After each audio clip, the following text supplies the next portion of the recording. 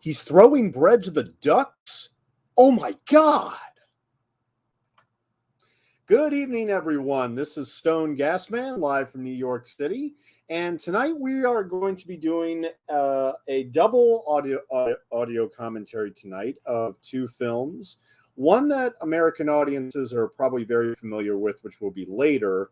But we're going to start with the 1972 French original for... this is a 50th anniversary commentary for The Tall Blonde Man with One Black Shoe. This is a 1972 film directed by Yves Robert and starring Pierre Richard as a violinist who basically gets caught up between these CIA shenanigans. And it was originally made in 1972. It was a massive hit for French audiences, and also had a little bit of success in America. But after this movie, there was one sequel in 1974, The Return of the Tall Blonde Man, excuse me. And then we had the American remake in 1985, which is known as The Man with One Red Shoe, starring Tom Hanks. And that's what we're going to be doing pretty much right after we finish Blonde Man with One Black Shoe. We will probably get to this one about 20 minutes to 11, probably about 10:40. We will get to The Man with the One Red Shoe. But right now we're going to start with The Tall Blonde Man with One Black Shoe. Like I said, 1972 film directed by Yves Robert and starring Pierre Richard. And here's another commentary that I must admit. Let's see, is my camera going to work? Okay, thank you. This admittedly is one commentary that I wish that maybe in retrospect I should have ensure that there was a copy available online. I do feel rather bad that there's not a legal stream that you can go to watch this movie, because it's not available for rental anywhere unless you have Surfshark and are able to get in and do that, or other means. I mean, I'm watching a bootleg DVD. The truth of the matter is, while there are Blu-rays for the original and its sequel, they're very hard to come by. And so I picked up this bootleg DVD for about probably say about $15, maybe. I mean, you can get this at Amazon. I mean, and the picture quality isn't the greatest in the world, unfortunately, but I didn't want to spend a lot of money and wait a long time for a Blu-ray to come to me, so I decided to opt for this bootleg DVD. So at any rate, I am paused at the very first shot, which is basically a black background, but you see somebody's hands as well as a deck of cards, and you see the Queen of Hearts on top of the deck of cards as he basically pushes them all over, as well as the Queen of Clubs on the right side. So let's go ahead and press play. 3, 2, 1, and play.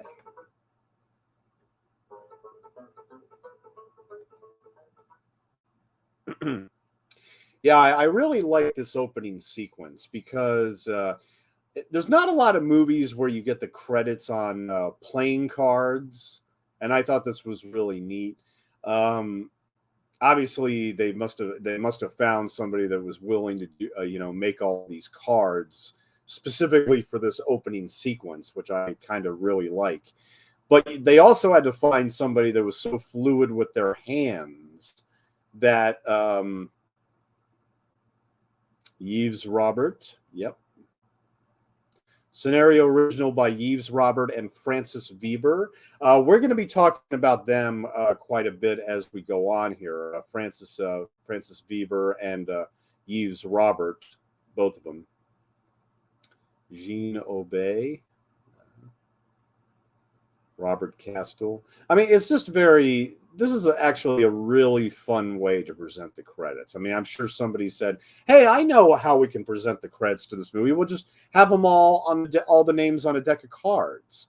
But it almost makes you think that you're about to enter a casino, and you're not. I mean, this is not a James Bond movie. This is not like a spoof of the James Bond movies or anything like that. It is a spy comedy, but only in the sense that the quote unquote spy in this case isn't really a spy. He's a violinist who is set up to be a spy because the second in command at French intelligence wants to overthrow the person in charge. And so they use this guy as basically a puppet, which could end up having him killed, to be perfectly honest. Now, see, here's another weird decision: is that we don't get all of the credits on playing cards. We just don't. We stop after we give credit to the director for the production design and everything, and now we are apparently this guy apparently tried to take 40 kilos and he got caught at the airport in New York. And he's being interrogated right here. But basically, it all goes back to French intelligence. Now, I had seen The Man with One Red Shoe before. I saw it many, many years ago. And honestly, I remembered so little about it, except for the fact that Tom Hanks was in it. And it was about a man with one red shoe. I saw it maybe late 80s on television, something like that. I mean, it was a really, really random watch as well. But then I revisited the film about maybe about 20 years later, and honestly, I didn't laugh much. And it was when I was reminded, when I was watching it again, I was reminded that it was, in fact, a remake of a French comedy from 1972, which we are watching right now, The Tall Blonde Man with One Black Shoe. What's the meaning of this filthy business?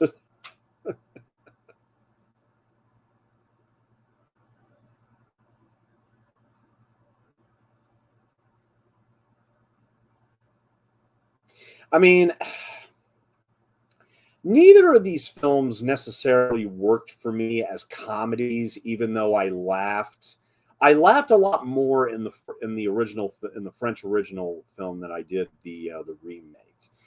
And juggling them on their own terms. I mean, the 1972 film was a hit in its day, but mostly by French audiences, and that explains why they got a sequel as well.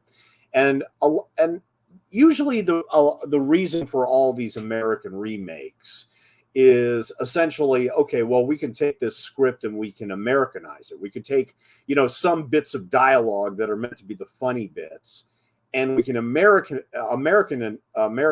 the comedy so that, when Americans go see it, that they will recognize and enjoy everything that they are talking about, essentially. But when, this was made for a French audience, obviously. And it luckily got a little bit more attention outside of Paris.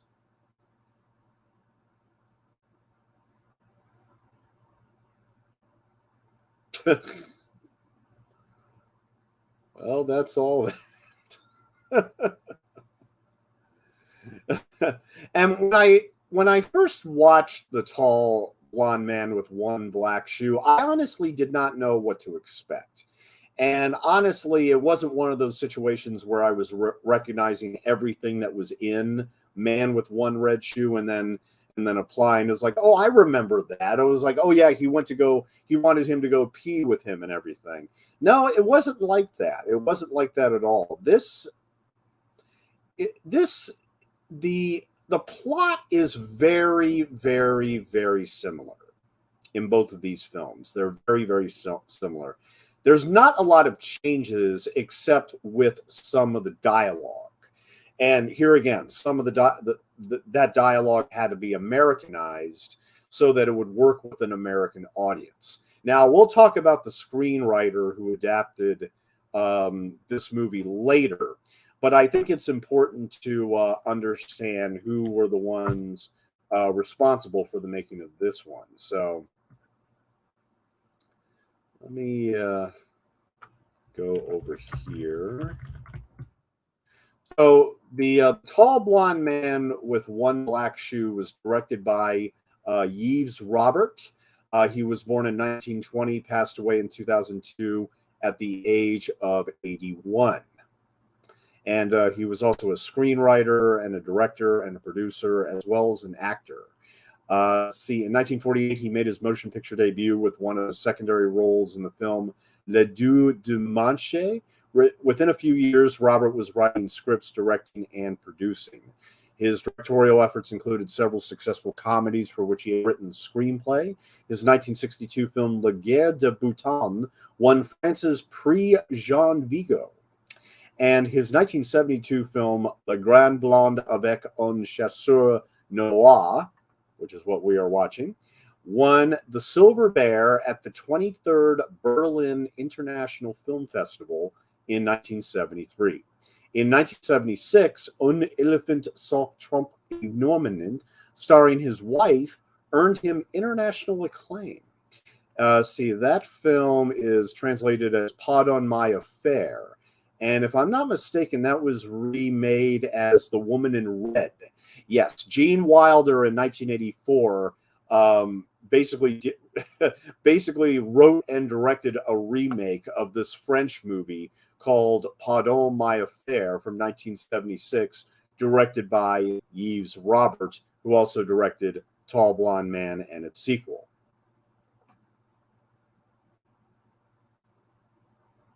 And Robert's 1973 devastating comedy Salut l'artiste, or Hail the Artist, is considered by many performers to be the ultimate film about the humiliations of the actor's life.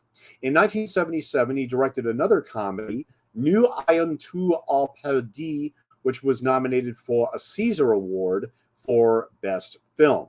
In 1990, Robert directed two dramatic films, My Mother's Castle and My Mother's Glory, based on autobiographical novels by Marcel Pagnol. They were jointly voted Best Film at the 1991 Seattle International Film Festival and received rave reviews. Over his career, he directed more than 20 feature-length motion pictures and wrote an equal number of scripts and acted in more than 75 films. Although his last major film role was perhaps in 1980, A Bad Son by Claude Sautet, as the working-class father of a drug dealer, he continued acting past 1997. Robert played opposite Daniel Delorme in the 1951 play Colombe by Jean Onouth.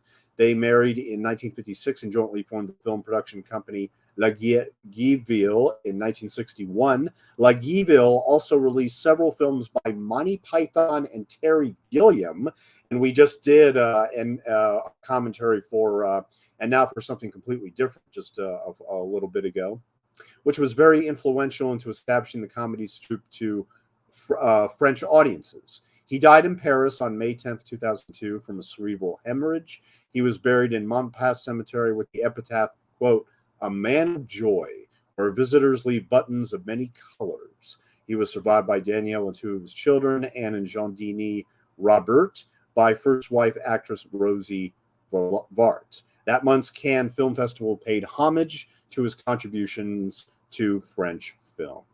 And his first film was in 1954 called Think Only of That. That's the translation. So that was his first film in 1954. And then, a lot of these titles are in French. So it's just, I don't want to have to read almost every single title. Now, and he also did the sequel to Tall Blonde Man with One Black Shoe. He also did The Return of the Blonde Man, Tall Blonde Man. He actually has a lot more acting credits than he does as director credits. But yeah, he like I said, he directed about 20 films, and then he acted in small bit parts in a lot of, maybe about 50 films. So he definitely did a lot in terms of French cinema. Absolutely.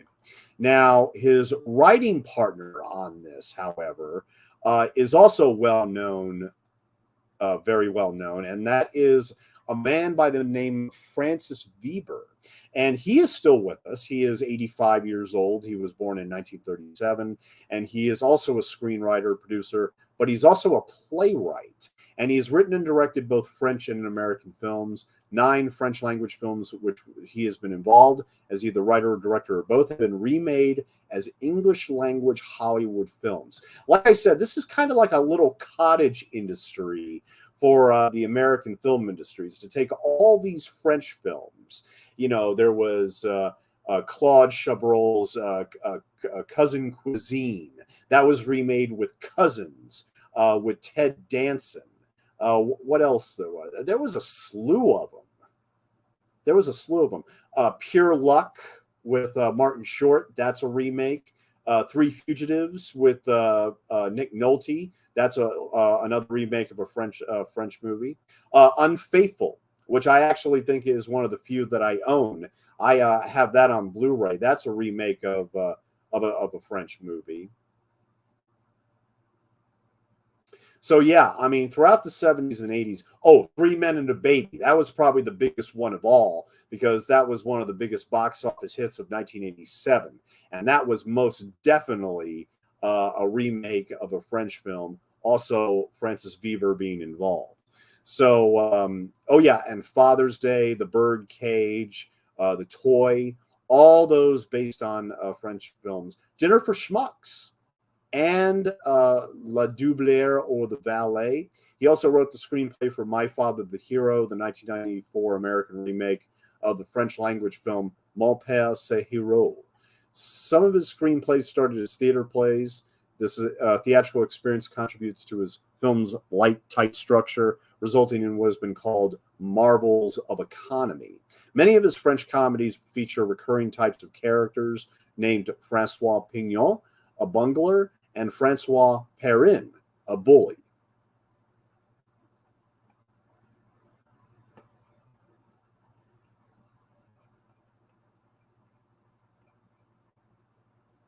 Now, so just to go into, because we're coming up on the where they're about to catch this violinist at the airport. I mean, basically the instructions are, just pick anybody at random. Just pick anybody at random that you want. Doesn't matter who it is. And he considers the black gentleman that just came down the escalator there. But lo and behold, he sees a man with one black shoe. We are now at the 14-minute mark, ladies and gentlemen. And I got to confess, the first time I saw Pierre Richard, I laughed my ass off at the way this guy looks. I mean, of course they're going to choose this guy to be, allegedly a spy, when in reality he is a violinist who, has bigger dreams. He has dreams of the opera, stuff like that. And so they just nab this guy at the airport. Oh, excuse me, sir, my mistake. Now, by this time, you should have noticed, if anybody out there who has seen The Man with One Red Shoe, as you can see, this film closely follows the remake. It's very, very close. A lot of these scenes are very much the same. It's just like I said, some of the dialogue has been modified. But a lot of the scenes that you see in the original also turn up in the remake. I mean, all the scenes involving bicycles, all the scenes, the symphony. I mean, you see that in the remake. You see a lot of stuff in the remake that is also in this movie. But weirdly enough, maybe it's just because of the fact that I thought that Pierre Richard was more of a natural for this material than Tom Hanks was. Because look, I adore Tom Hanks. I did not think I think that the remake was a misfire, but like I said, we'll get to that later on. But Pierre Richard is very funny as he obviously indicates that he broke a tooth, and so obviously he's going to have to get in touch with the dentist here pretty soon.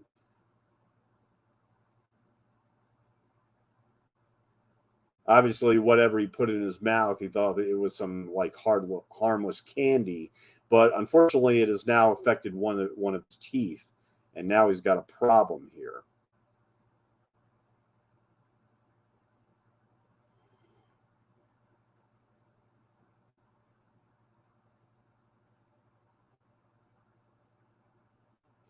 And soon, of course, he's going to have all these agents looking after him, including the woman with the blonde hair that you just saw.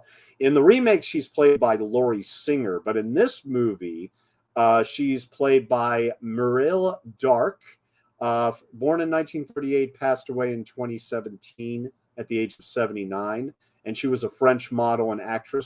She appeared as a lead character in Jean-Luc Godard's 1967 film Weekend.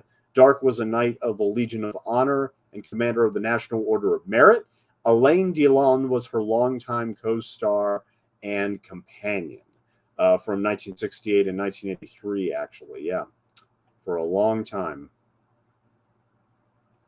And her debut came in Claude Barmer's television drama Du Côté de l'Enfer, or aka Le Grand British, 1960.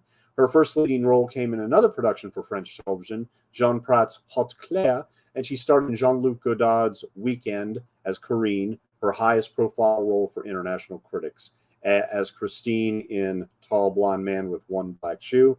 And she's also in the sequel. She's also in the return of the Tall Blonde Man with One Black Shoe. Now, I tried watching the sequel to prepare for this, but I couldn't find it anywhere. And it's also available only on like international Blu-rays, which has extras, believe it or not. But I figured, you know what? I think I'll wait a couple years, and I can come back and do a 50th anniversary commentary for Return of the Tall Blonde Man, because. But then again, it's only 81 minutes. So the truth of the matter is that I probably should have devoted 81 more minutes just to watch the sequel. But unfortunately, I never did. But I'm certainly interested in now. I mean, considering the positive praise over at like Blu-ray.com and everything. And Pierre Richard here is, like I said, he's very funny. I mean, he's a perfect lead for this type of comedy material. Yeah, he's willing to appear naked on camera. That's for sure. Absolutely. Anybody that's joining in, I'd like to welcome you all tonight. We are coming up on the 19-minute mark, the 19-minute mark of The Tall Blonde Man with One Black Shoe. And like I said, at 20 minutes to 11, we will go to The Man with One Red Shoe. Okay, so let's talk about Pierre Richard. I think it's now time to talk about Pierre Richard and talk praise about this guy for a bit, because like I said, he's very funny in this movie. I enjoy his comic performance immensely, and I think it's a major factor in this movie's success in 1972 at the French box office. But he was born in 1934. He is still with us. He is 88 years old. In fact, his birthday, his 88th birthday, was on August 16th. So he is still very much with us. And he's best known for the roles of a clumsy daydreamer in comedy films, and is considered by many, such as Louis Defune and Gerard Depardieu, to be one of the greatest and most talented French comedians in the last 50 years.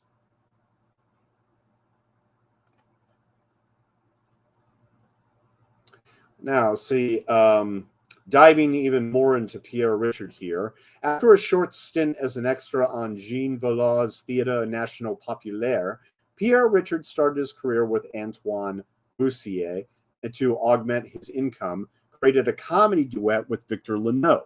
They performed great success in famous Parisian cabarets and music hall sketches that they had written themselves. He then began his film career in 1968 in the film Alexander in Bien Heureux, Very Happy Alexander, directed by Yves Robert. In 1970, he directed his first film, Le Distrait, followed by Les Malheurs d'Alfred in 1972, and I don't know much, but I'll say everything in 1973. He worked again with Yves Robert for the film The Gabran, The Tall Blonde Man with One Black Shoe, and the sequel, both written by Francis Weber, who then cast him in the main role in his directorial film debut, Les Jouets, or as it is better known as The Toy. So Francis Weber, who, like I said, wrote The Toy in 1976, that was the film that was remade with Richard Pryor and directed by Richard Donner. And I would assume that the French original in that case is miles better than the remake. Absolutely. Their partnership achieved further success in three successful comedies of the early 1980s, La Chèvre, Les Compères, and Les Fugitives, which paired Richard with Gérard Depardieu. And Richard returned behind the camera to direct On peut toujours rêver and Droit dans le mur. Now, it should be stated that even though there's technically there's three films in this franchise, and there's the French original and the sequel and the American remake. There was never a third film made to match those first two films. With Francis Weber never wrote it, and Yves Robert and Pierre Richard never returned for another one. However, Pierre Richard uses the same name as the character of the tall blonde man in La Chèvre as well. Francois Perrin, yes. He uses that name in the 1981 film La Chèvre with Gérard Depardieu as well. But it's not a sequel to those other two films. He just uses the character name, like a la Mick Travis in Oh Lucky Man and Britannia Hospital. But yeah, he uses those recurring names to play different characters with the same name, but without any link between them. But and he's also used common names such as Pierre Renaud and Francois Pignon in Les Compères. That's another film I remember. Gérard Depardieu and Pierre Richard, his partner, they both did those together. And I think I saw Les Compères in my French classes when I was growing up, believe it or not. But yeah, Gérard Depardieu is considered one of the great French actors who's, and I've heard other negative things about him, which I won't discuss here, but since 1986, Pierre Richard has become a businessman and winemaker. He owns the restaurant Au Pied de Chanou in Paris and a 50-hectare vineyard, which produces some 80,000 bottles a year, red and rose, labeled as Chateau Bel Évêque in Grucien in the department of Aude. Now, married and divorced 3 times, he has 2 sons who are both actors and musicians. Olivier is a group member of Blues Trottier and plays the saxophone, whereas Christophe plays the double bass. His grandson, Arthur Defays, is a model and actor.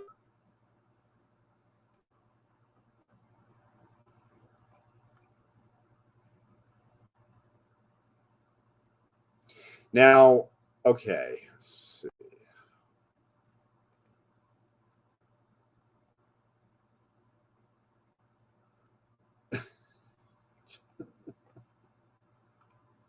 Yeah, we'll talk about the other actors a bit later. And there might be a few that you recognize, maybe not. Jean Rochefort here. Yeah, the guy with the mustache. His name is Jean Rochefort, and he passed away in 2017 at the age of 87. And I've seen him.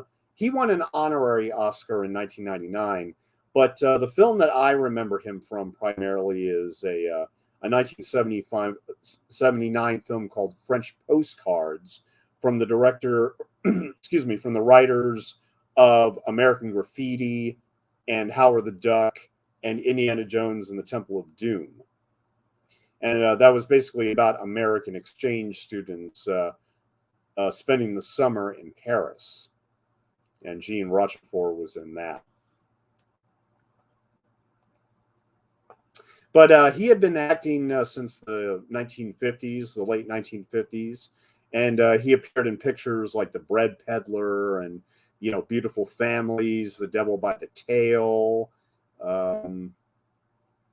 What else? Who is Killing the Great Chefs of Europe? Yeah, that's a cult title if you've ever heard one right there.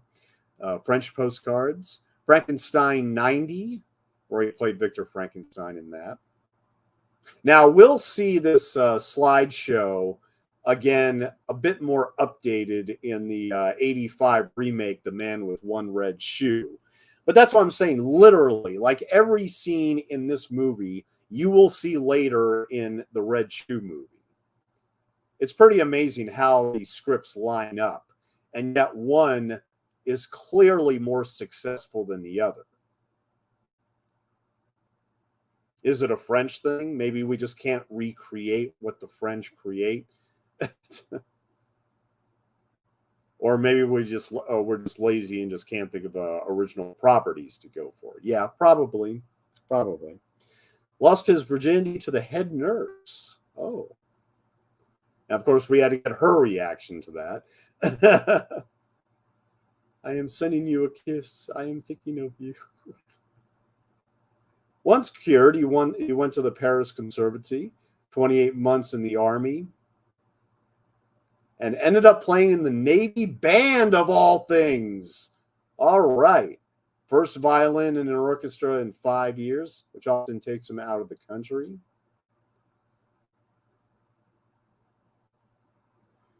Yeah, these slides, these are very much the technology of the time. Very 20th century technology. And he, of course, is also having a fling with the harp girl, wherever he plays. The harp girl is married, by the way, but she likes to come over for sexual shenanigans with the tall blonde man here. Should we kill him? No, not yet. First, I want to know what he's all about. His eyes betray him. Oh, they so do. I mean, I guess for a lot of these jokes, it works better with Pierre Richard rather than Tom Hanks. I mean, Tom Hanks was very young and, naive and inexperienced and everything. And I don't know. Pierre Richard obviously, was a comedian. And of course they needed somebody that could do some physical humor in this movie. And here he is, pretending to play the violin because he likes to help teach children how to play as well.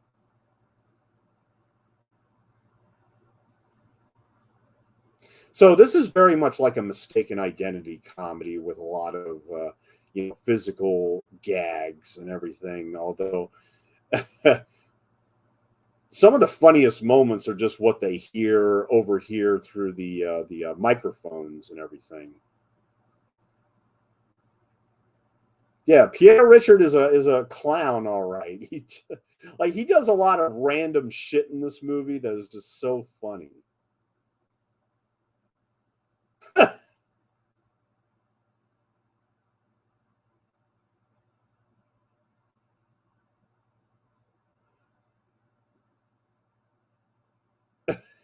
What's he doing now?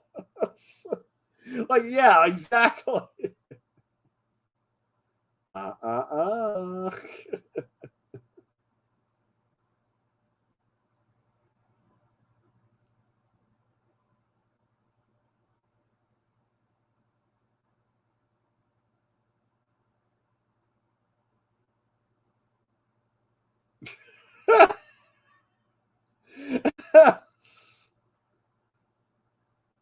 I mean, just seeing Pierre Richard clown around in this movie is enough.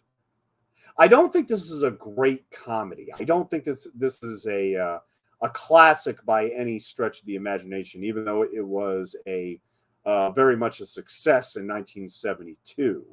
But at the same time, I mean, I didn't laugh consistently at this movie. I mean, I had some big laughs watching this. Don't get me wrong. I had some big laughs.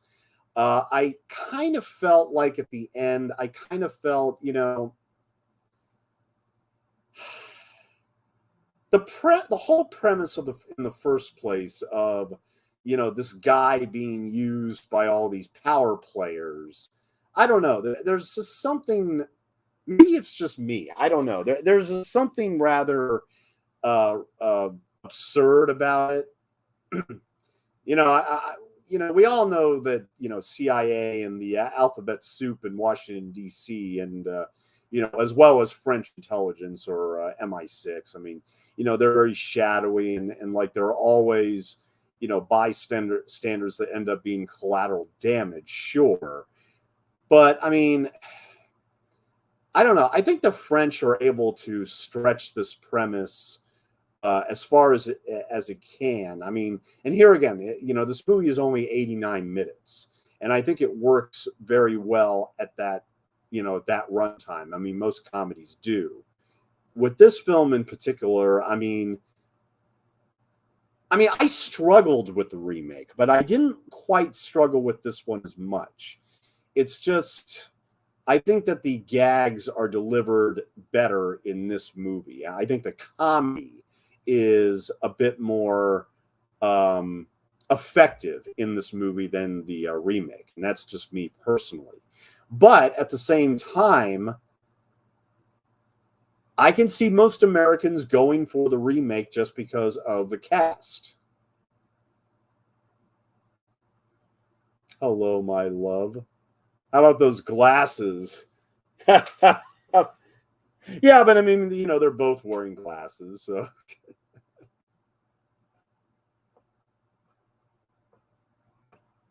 Now, who plays the harp player in this? Ah, yes, Colette Castel as Paulette Lefebvre. Unfortunately, no information is available on her.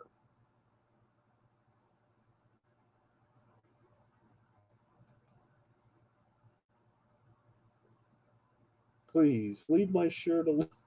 Yeah, I think this is like the first big laugh in the movie where it's, the harp player wants to basically play horsey with this violin player who doesn't really have a strong attachment to her, but he's not necessarily denying her jumping into his bed.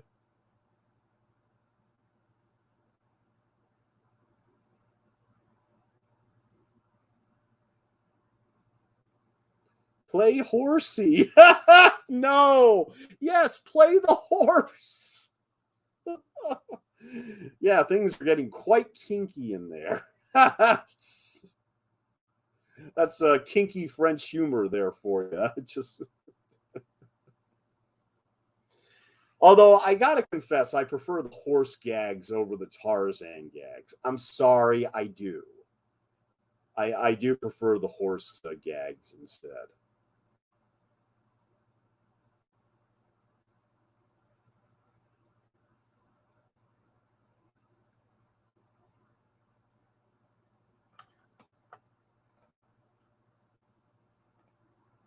Now, this actor right here, well, we just missed him, but he was smoking a cigarette outside.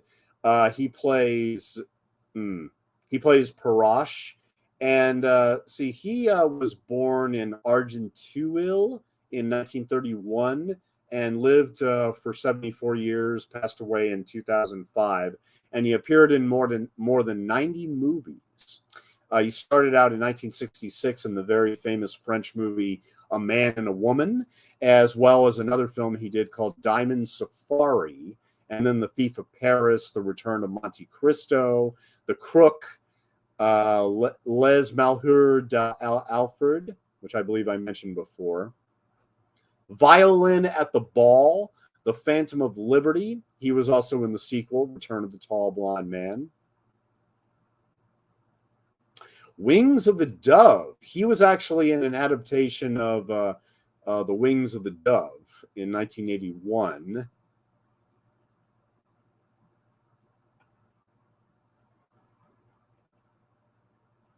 Yep, and that's about it. Are these cigarettes yours? Yeah, we actually have to watch and listen to all this.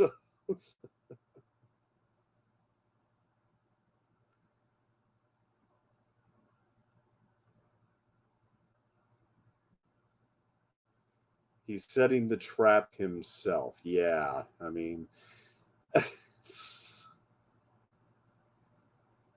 now, I mean, that's the thing. In general, you are not supposed to care about characters in comedies because, the situations are heightened to such an extent that, I mean, that they almost have no semblance to real people in real life. And thus it's difficult to empathize with them and identify their feelings and emotions and everything. I mean, and like I said, I mean, it's all about the broad silliness of it all. That, comedies don't have time for poignancy,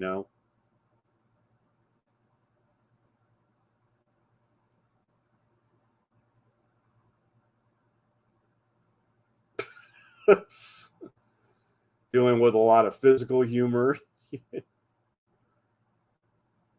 I mean, you could definitely see how Pierre Richard was a very popular actor in his day.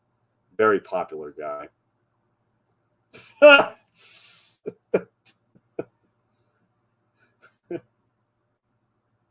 Like the gun came out of his jacket.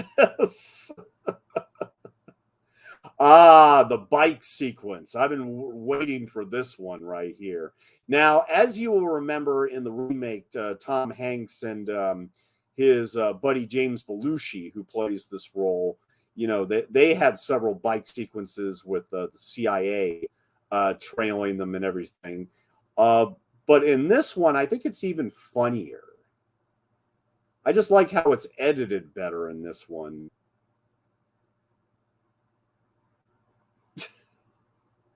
Quit fooling around, Maurice.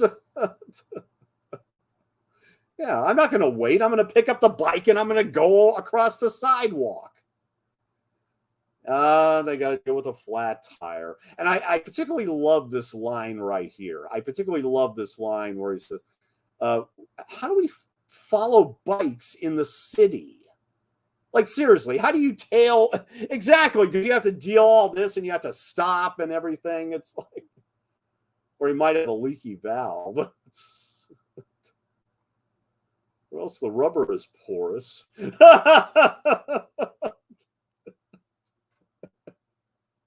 I mean, things do get really silly in this movie, but I mean, it's silly fun. That's the thing. This is all very,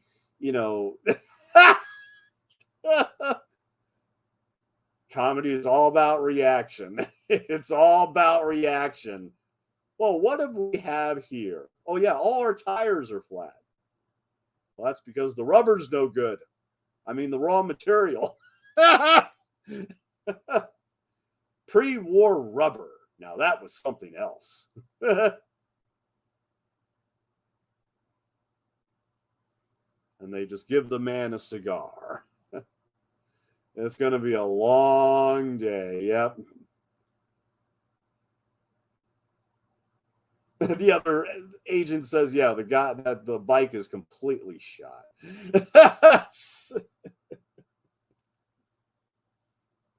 I mean, it's such a ridiculous premise that, I mean, like, it's amazing how far that the French managed to stretch it. And I do think that they stretch it a lot more than the Americans did.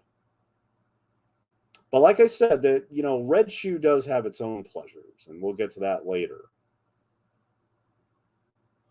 Let's see, anybody who's joined in, we are currently at the 41-minute mark.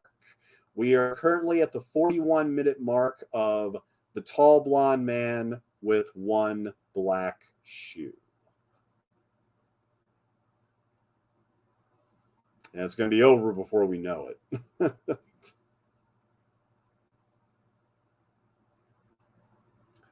So the actor playing his friend right here, where he's wearing all blue and everything with the hat and everything.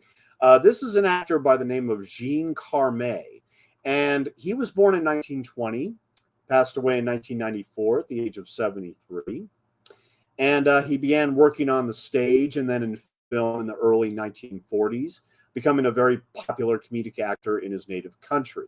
He is best known internationally for his role as a French colonist in the 1976 film Victoire Enchantante, black and white in color. And yeah, he actually does here, outside the van, his wife talking about playing horse with another man in bed.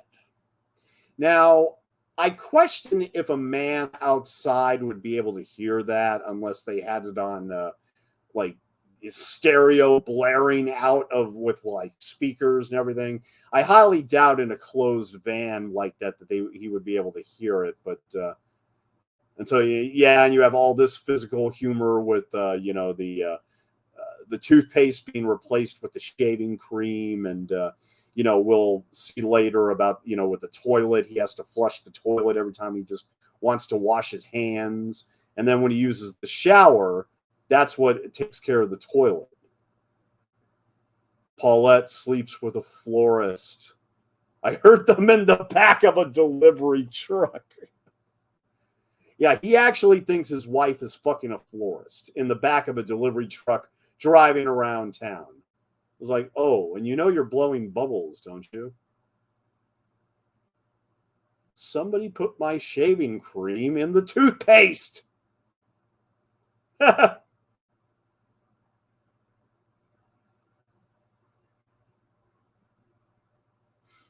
So, Jean Carmet that we're talking about here. Because of his good-natured manner, he was as popular with the members of the film crew as he was with the audiences. During his long career, he appeared in more than 200 films, and although he played dramatic parts, he usually acted in a supporting role as a comedic character, this being a perfect example. He was nominated for the Caesar Award for Best Actor for his leading role in the 1986 film Miss Mona. Twice he won the Caesar Award for Best Actor in a supporting role and was nominated on 2 other occasions. In February 1994, to celebrate his 50th year in film, he was honored by the French motion picture industry with a special Caesar Award. Just a few months later, Jean Carmet died of a heart attack. He's interred in the Cimetière du Montparnasse in Paris. In his birthplace of Berguel, a theater and an avenue were named in his honor. And yes, he is very funny in this movie. Very, very funny. And I must confess, I like him a lot better than the actor who plays this part in the remake. I much prefer Jean Carmet as this character.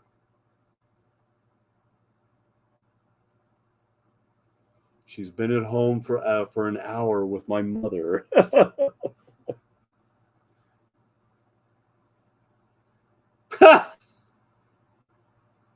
Didn't see that coming. Goodness gracious. This is getting on my nerves. He says it over and over again in French. Just over and over again. These are the dumbest intelligence people that you can imagine. I mean, that's the thing. I remember Roger Ebert kept on talking about the idiot plot, where everybody has to be an idiot, otherwise, the plot would cease. I mean, these CIA individuals are real morons in this movie. as well as the remake, but in both films.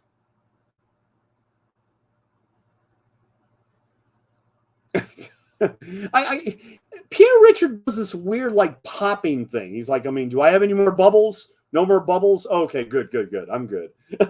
He does these weird little physical bits, all throughout this movie, and that's what makes it a lot of fun.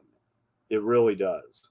Now, for those that are in love with Laurie Singer in the remake, in this movie, it should be noted, and you will obviously all discover this yourself, but she is, in fact, going to be wearing the exact same dress that Laurie Singer wears in the remake.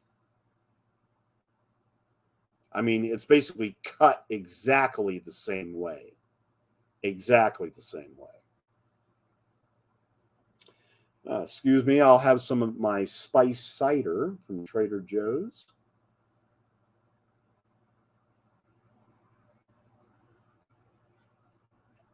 Really? The possibilities are endless.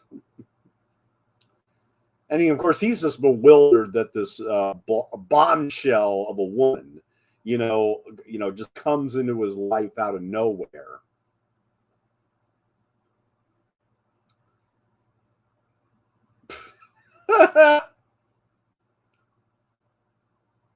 Why does he keep talking about mundane shit? He just won't get off the mundane stuff. It's not possible tomorrow, but neither is Wednesday. Are you free tonight? Yeah, tonight? Oh.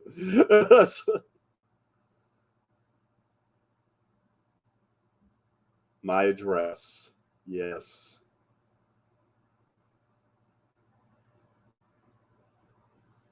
How can you say no to that?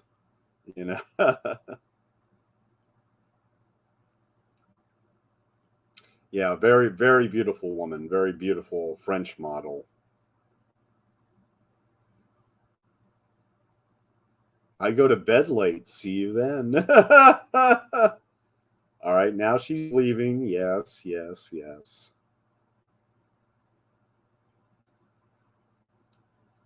And now we get to the symphony sequence, which in the remake, I think that in the remake, it's actually a bit later in terms of the running, in terms of the editing.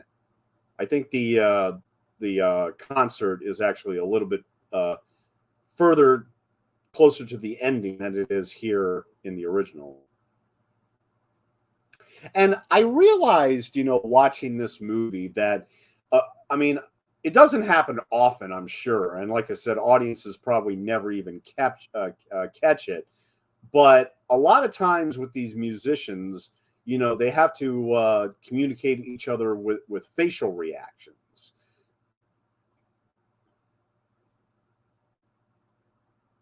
Like in Whiplash, when near the end, when he goes off on the drums, and the orchestra leader is like, "What the fuck do you think you're doing? You're going off the script." But the drums have the power to do that. The violin, no. Although, yeah. I mean, all of Pierre Richard's facial reactions, I think, make this movie watchable enough.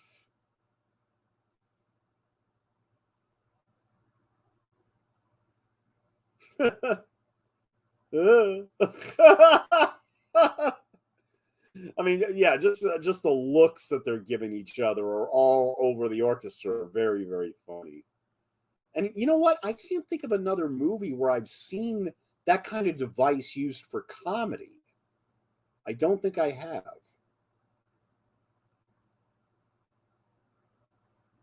Respectful nods.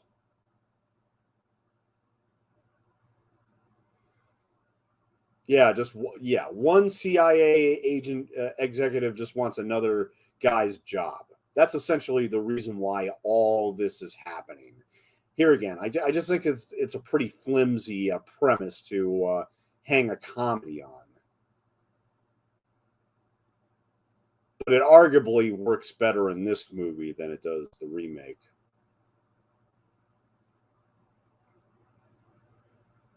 It's really weird because I mean, with all these these international films, whenever I see these actors, I always see like an American equivalent with a striking resemblance.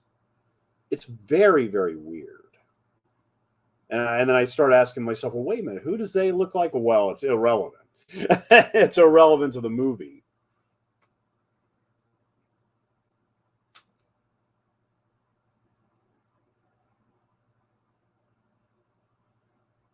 And there's not many movies that are about violinists or violins either. I mean, I know there was one with Jamie Foxx made a few years back, but that was the Soloist. You know, that was a very sad movie.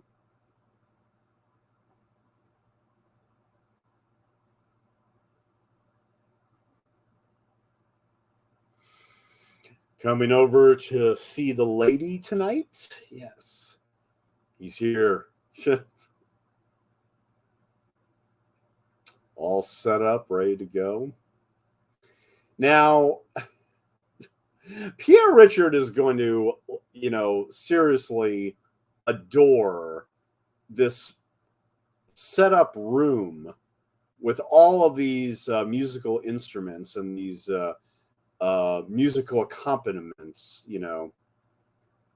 a total music rooms fantasy with a,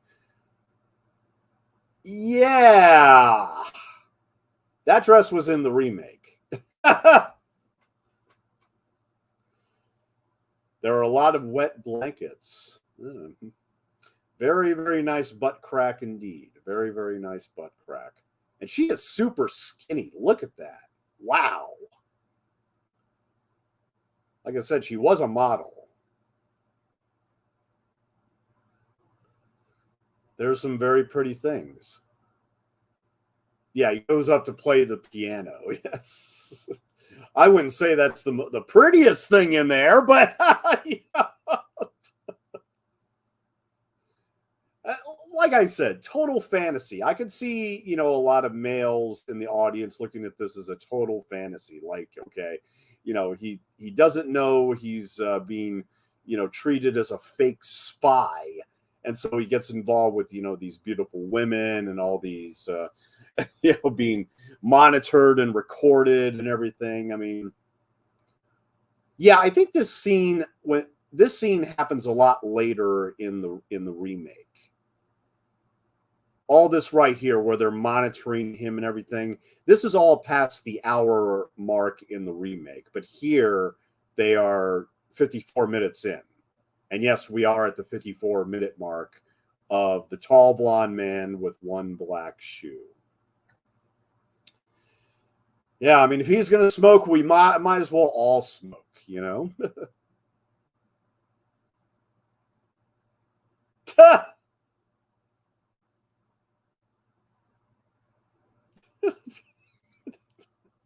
I mean, look, Pierre Richard is a natural bumbler. He just he's so bewildered about this whole situation. It's just like, what? Why is all this happening to me?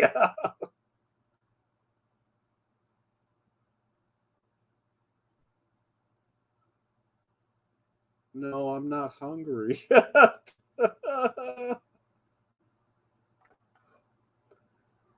Oh, sure. Yeah, go ahead. Take your jewelry off. Yeah, go ahead. Go ahead.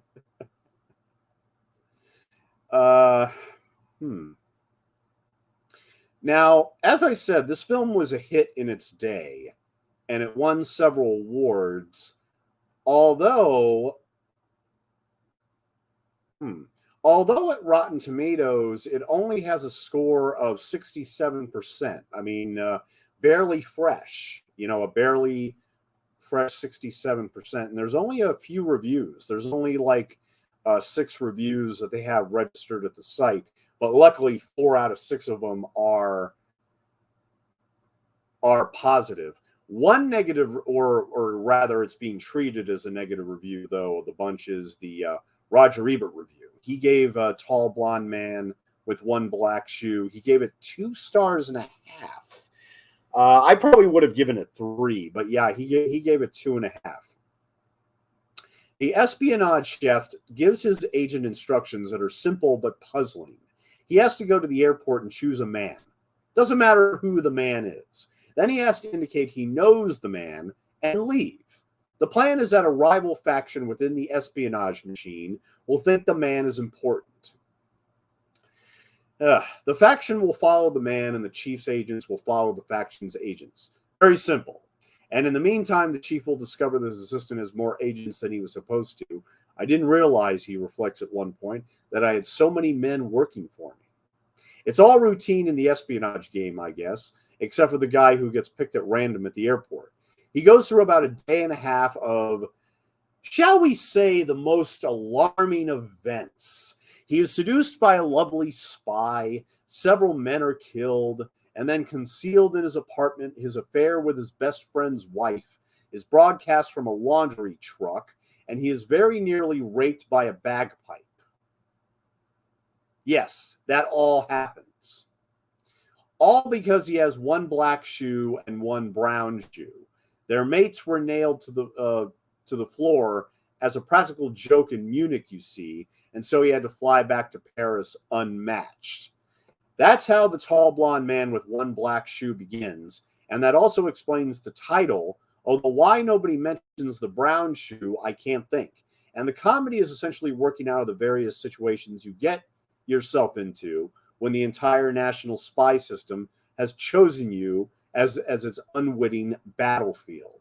And here we actually come to one of the biggest laughs in the movie, where his zipper gets caught on her hair. And he actually says something here which I really laughed really loud at, that Tom Hanks does not say in the remake, where they're going all the way across the floor. You know, they're waiting and watching, and he just says, "Well, this is a charming little apartment." Tom Hanks doesn't say that in the remake, which is kind of a shame. That's really funny. Oh no. You know what? I think she's beginning to fall for him. Finally. She's finally beginning to fall for this guy.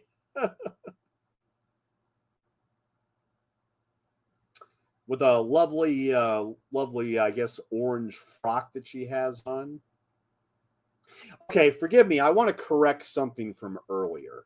I guess they were broadcasting the entire recording of the sexual escapades from the van, although I guess, I mean, it wasn't really clear to me that it was being actually broadcast outside the van.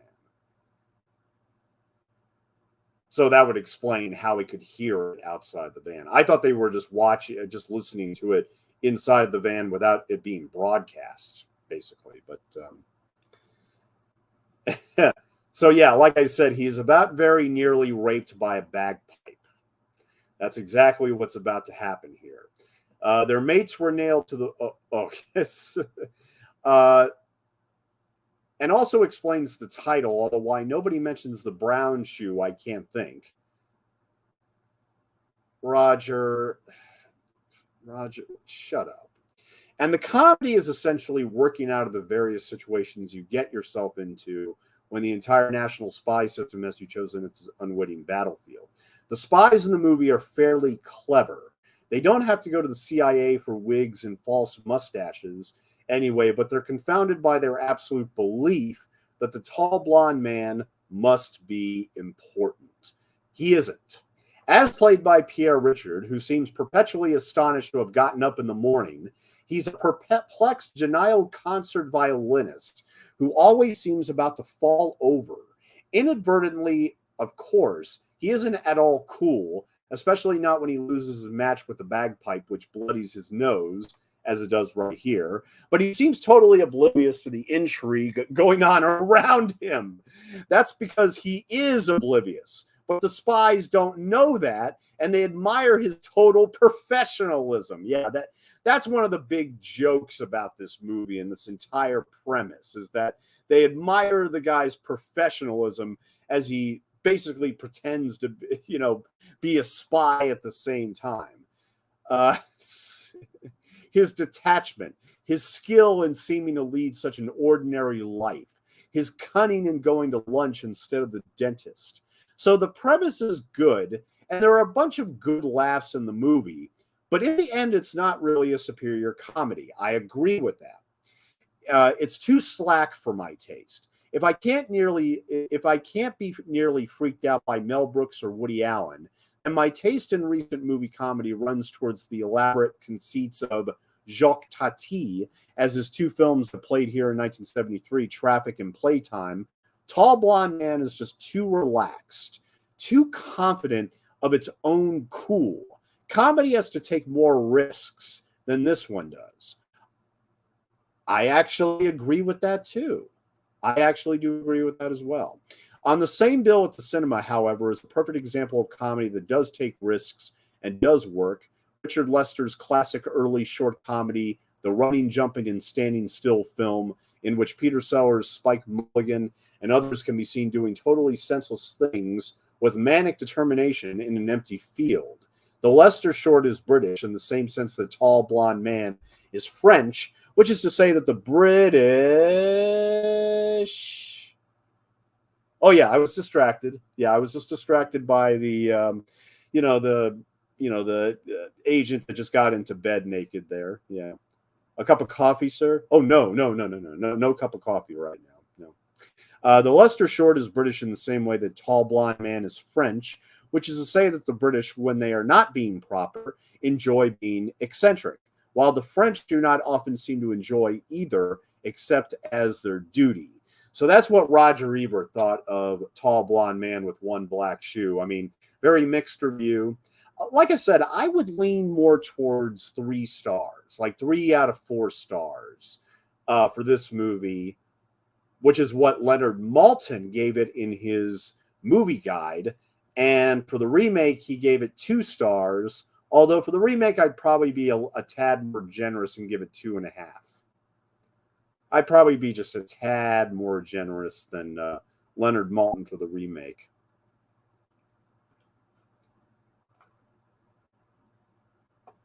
Roger Greenspun of the New York Times said that, well, it isn't comedy of the highest order, but most of it is thoroughly winning. Nicholas Bell of IonCinema.com says, meagerly amusing, if thanks to several scenarios genuinely funny in their brevity, The Tall Blonde Man with One Black Shoe is worth a look, but like several of its scenarios, the mere idea of its existence is more entertaining than the actuality. I also agree with that. Yes, absolutely. And finally, Sean Axemaker of SeanAx.com says, it takes an idea out of Hitchcock's North by Northwest, and this innocent man is mistaken for a government agent and targeted by the enemy, and gives it a cynical twist and a comic treatment closer to the Pink Panther films.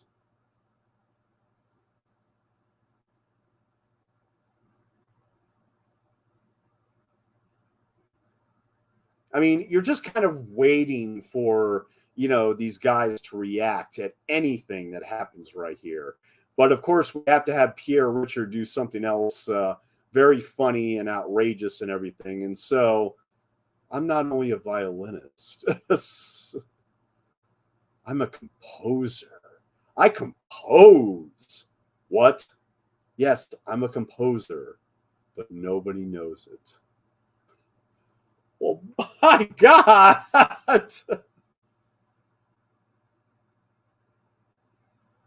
And he wants to dedicate his opera to the woman that he's sleeping with right now. Which I honestly don't blame him. I mean, it's...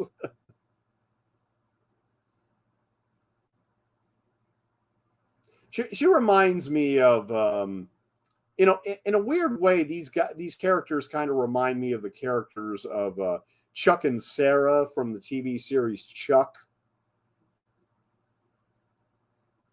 Oh no! Now Tom Hanks arguably plays the violin better in the remake than Pierre Richard does here. Although I think this was intentionally be a bit. And remember that his string broke.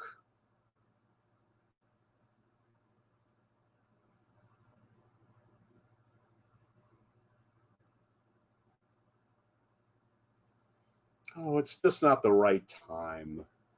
It's very nice. It's just not the right time. Yeah.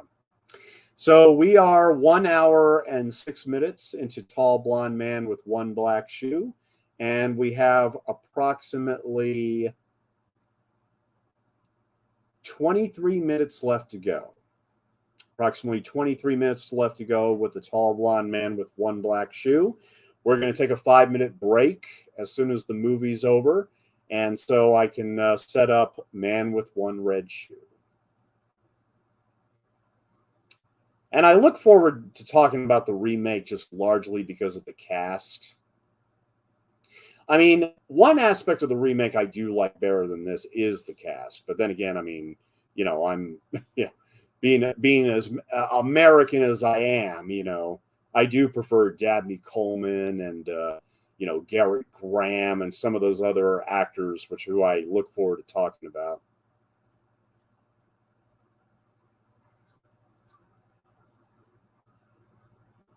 And back out.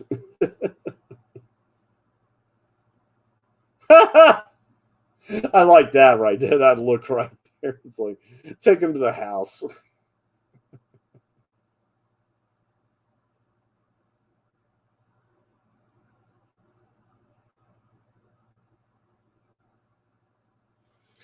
Now, at IMDb, there isn't much on Tall Blonde Man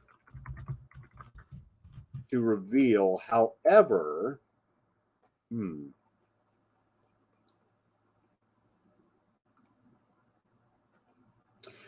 Francis Weber used to call most of his characters with names based on famous cities, such as Toulouse, Milan, and Parache, etc., in order to avoid any confusion with real-life persons.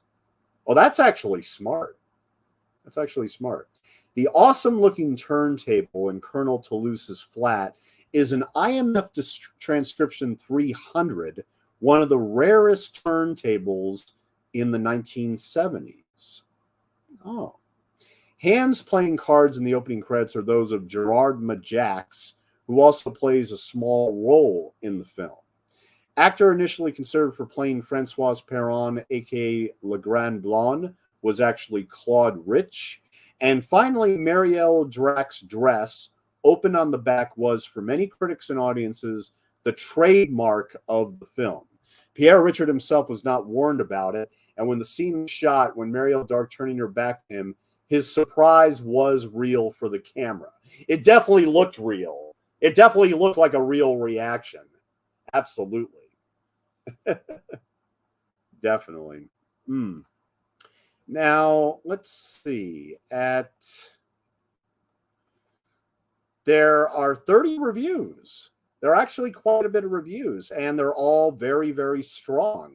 10 out of 10, perfect comedy with great soundtrack. 10 out of 10, incroyable. 10 out of 10, hysterically funny French spy farce. 7 out of 10, a beguiling divertissement that mocks the espionage profession and retains the essential Gallic funny bone. 8 out of 10, shoe in. 8 out of 10, a movie so French that the protagonist cheats on his mistress. Yeah, pretty much. He cheats on his own mistress. 8 out of 10, magnificent. 9 out of 10, the French comedy classic with a catchy theme. 7 out of 10, good film, great score. 8 out of 10, I came looking for you. I came here to shoot you, but there are 3 men dead in your house. Yeah, they used the quote from that, which we will see very, very soon. That's actually spoken by his friend, by the way, who's married to the cello or harp. Excuse me. Yeah, she plays the harp, not the cello.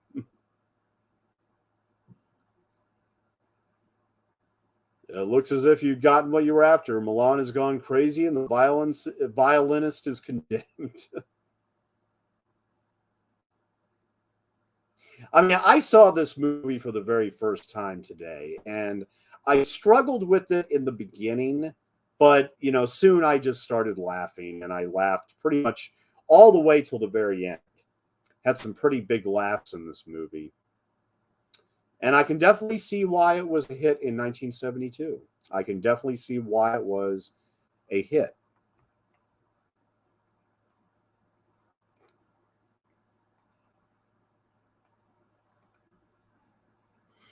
Hmm. Now, for those of you who want to own the tall blonde man with one black shoe on physical media, there was a Region A Blu-ray put out by Film Movement in 2015. However, sad to say, it is out of print. In fact, when I looked on eBay, I think that the next copy was like at least like $80, something like that. So unfortunately, the Blu-ray that came out in the United States is unfortunately not really available. There is an international Blu-ray that is from France, however, with bonus features from Gaumont, which came out in 2014, which is region free. So you can get both the tall blonde man with one black shoe and its sequel, The Return of the Tall Blonde Man. You can get those on French Blu-rays, which are region free. I just didn't have time to wait for it to be shipped from France, to be perfectly honest. So I just got my DVD bootleg instead. Yeah, it's a real shame this is not available for streaming.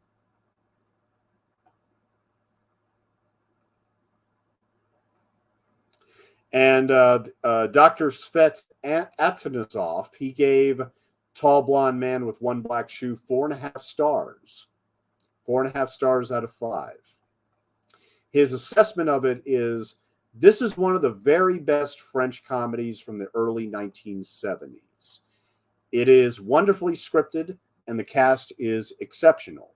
The film was remade in America as The Man with One Red Shoe, but Tom Hanks, who played the secret agent, was not as impressive as the great Pierre Richard. That's a tall thing to say, but yeah, I mean, I actually do agree. French label Gaumont's technical presentation of the tall blonde man with one black shoe is very good, highly recommended. So if you want the original and the sequel on Blu-ray, get the French Blu-rays. Yeah, get the French Blu-rays. You can get them. You can get them for as cheap as like 10 francs, brand new.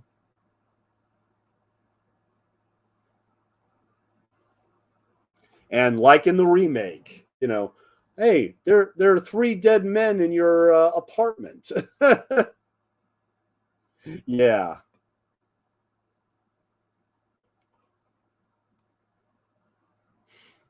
Hmm.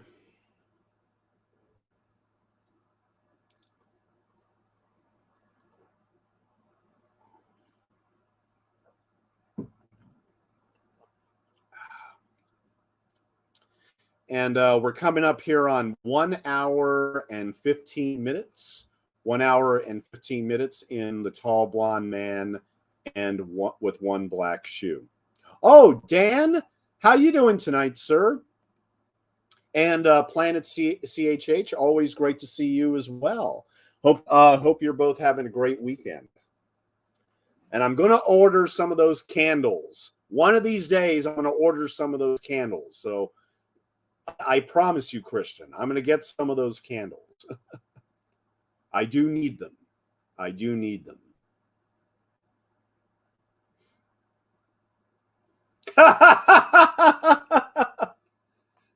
Yeah, so he was going to go up there to kill him, just to shoot him, and he's like, wait a minute.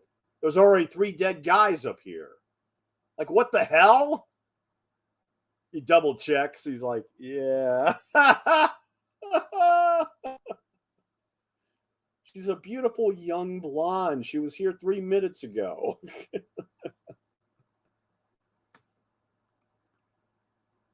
So yeah, if you want to own those films on Blu-ray, you can.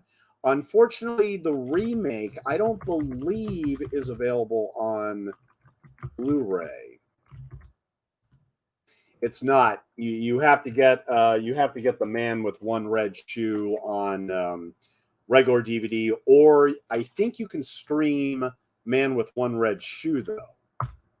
You can't stream the original, but I think you can stream Man with One Red Shoe.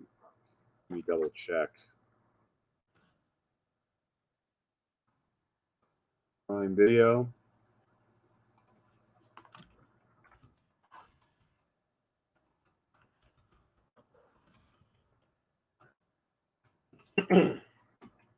You can rent it for $4 on Amazon Prime. Or I'll check one more thing.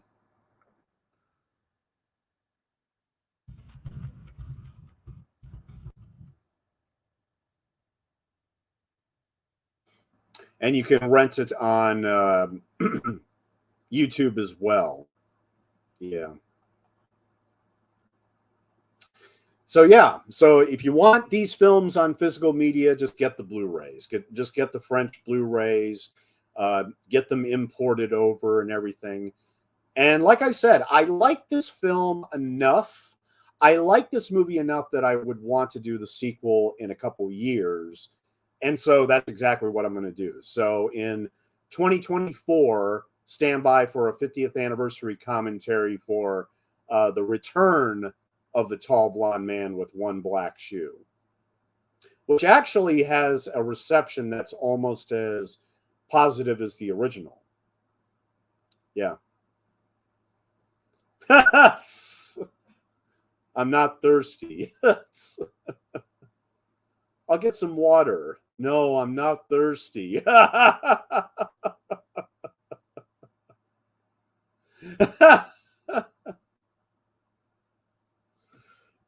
This is all played out like word for word in the remake.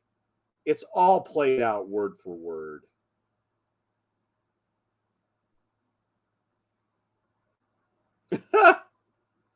I'm not well, Francois. All right. Coming up on 1 hour and 19 minutes. Oh, MLB fan 122. How you doing? What are you planning on doing the Heroes commentary? Oh, I'm going to do that Veterans Day. Yeah, I'm going to do it. I'm going to do it on Veterans Day along with Purple Hearts, a film from 1984 with Ken Wall and Cheryl Ladd. And I'm doing that largely because of the fact that it's a Ladd Company movie, and I'm obviously doing all the Ladd Company movies for commentaries and everything. So, yeah, I'll be doing that Veterans Day. So a couple months from now. Yeah, but thank you for asking because, yeah, I love Heroes, and I can't wait to do a commentary for that. I really can't wait. See, that's the type of commentary that I'm going to prepare for, hoping it'll be picked up by a DVD or Blu-ray distributor. Just like all good Westerns.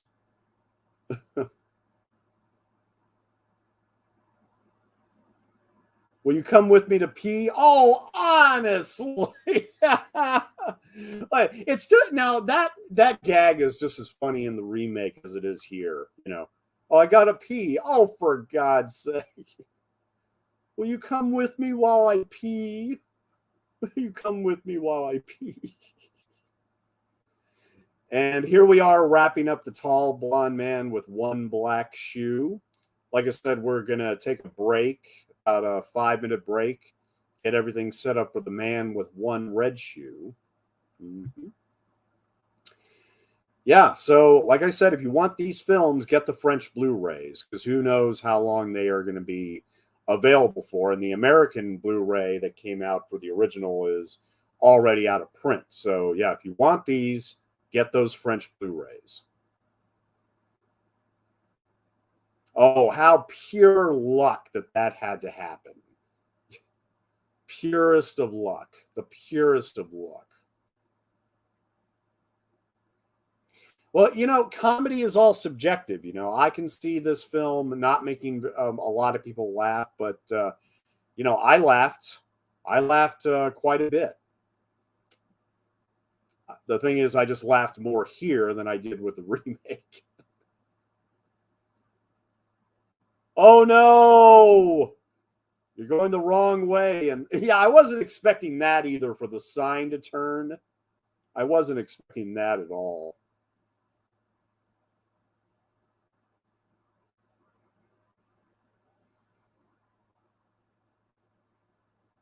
Oh, gun.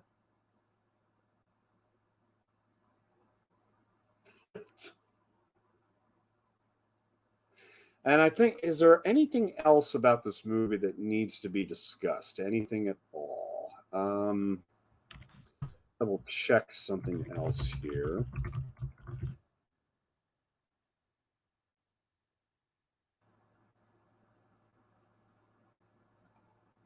Oh, the one actor that I haven't talked about yet is on screen right now. Bernard Blier, who plays what's his name again? What's his name? Bernard Milan. He's the one that sets all this up, or engineers this entire thing from the very beginning with the drugs and all that. But things are about to end for him here. Bernard Blier was born in 1916, lived to 1989, 73, and his rotund features and premature baldness allowed him to often play cuckolded husbands in his early career. He is notable for being one of France's most versatile and sought-after character actors, performing interchangeably in comedies and dramas. His complete filmography includes 138 titles. He was awarded an honorary Caesar, the French Oscar, in 1989, 24 days before he died. Wow. He often appeared in Italian films too, particularly in the last decade of his life. But yeah, he started acting in French movies in 1937 and consistently acted all the way up until his death in 89 after he won the Caesar Award, which was for a movie called Migrations with Isabella Huppert. And he also made a movie that year called Paganini in 1989, the last films he did, which has Klaus Kinski. In fact, Klaus Kinski actually wrote and directed Paganini, which is a biographical film about the composer and virtuoso violinist Niccolo Paganini. So he was in several films about violinists. One with Pierre Richard and one with Klaus Kinski. Oh, how about that? How about that? But yeah, he won the Caesar Award 24 days before dying. Wow. Amazing. Some of his other films include Carmen, 1944, Return to Life, 1949, Matrimonial Agency in 52, Black Dossier, 1955, Crime and Punishment, an adaptation of the Dostoevsky book in 1956, Man in the Raincoat, played Inspector Javert in Les Miserables in 1958, The Hunchback of Rome, The Seventh Juror, The Organizer, Casanova 70, Leontine, Darling Caroline, To Catch a Spy. Lots of films. Oh, wow. All right, we got about only a few minutes left here. Few minutes left.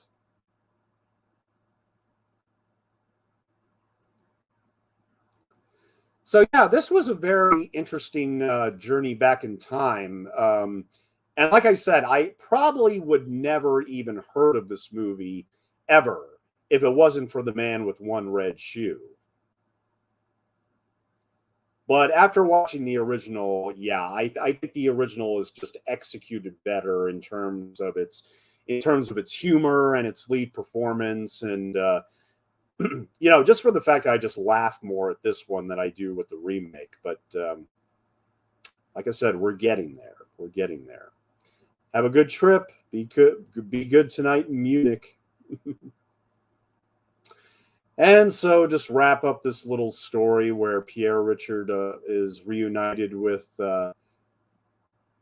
Christine, who's in a giant box, and they're going to go to Rio.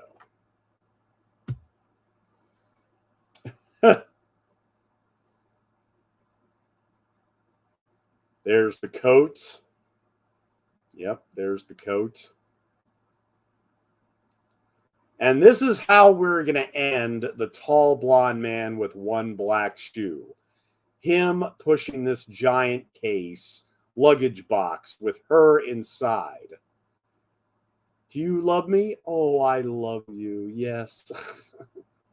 That's how we end the movie. But we have to set up the sequel. when he comes back from Rio, we'll continue this. Yes. And that, of course, is what led to the sequel in 1974 called The Return of the Tall Blonde Man. And it ends with this quote right here. It's the right of every man to have his private life respected. Yeah, I can't disagree with that or object to that one iota. Le Grand Blonde avec un chasseur noir. Yes. The tall blonde man with one black shoe. All right, well, tell you what, it is 10:33 p.m. on the East Coast. I will be back at 10:40 p.m., so approximately 7 minutes. We're going to stay on this stream, and I will be back with the man with one red shoe ready to go. Be right back.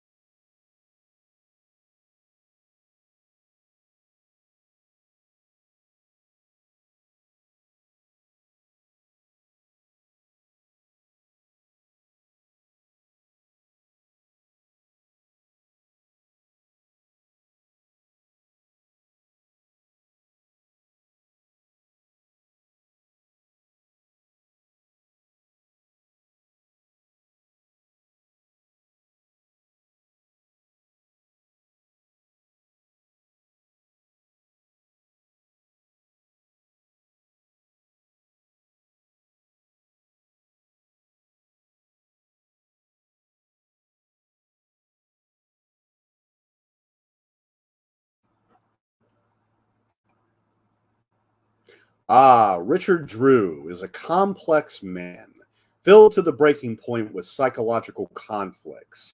His violin is a substitute for severe anger and repression.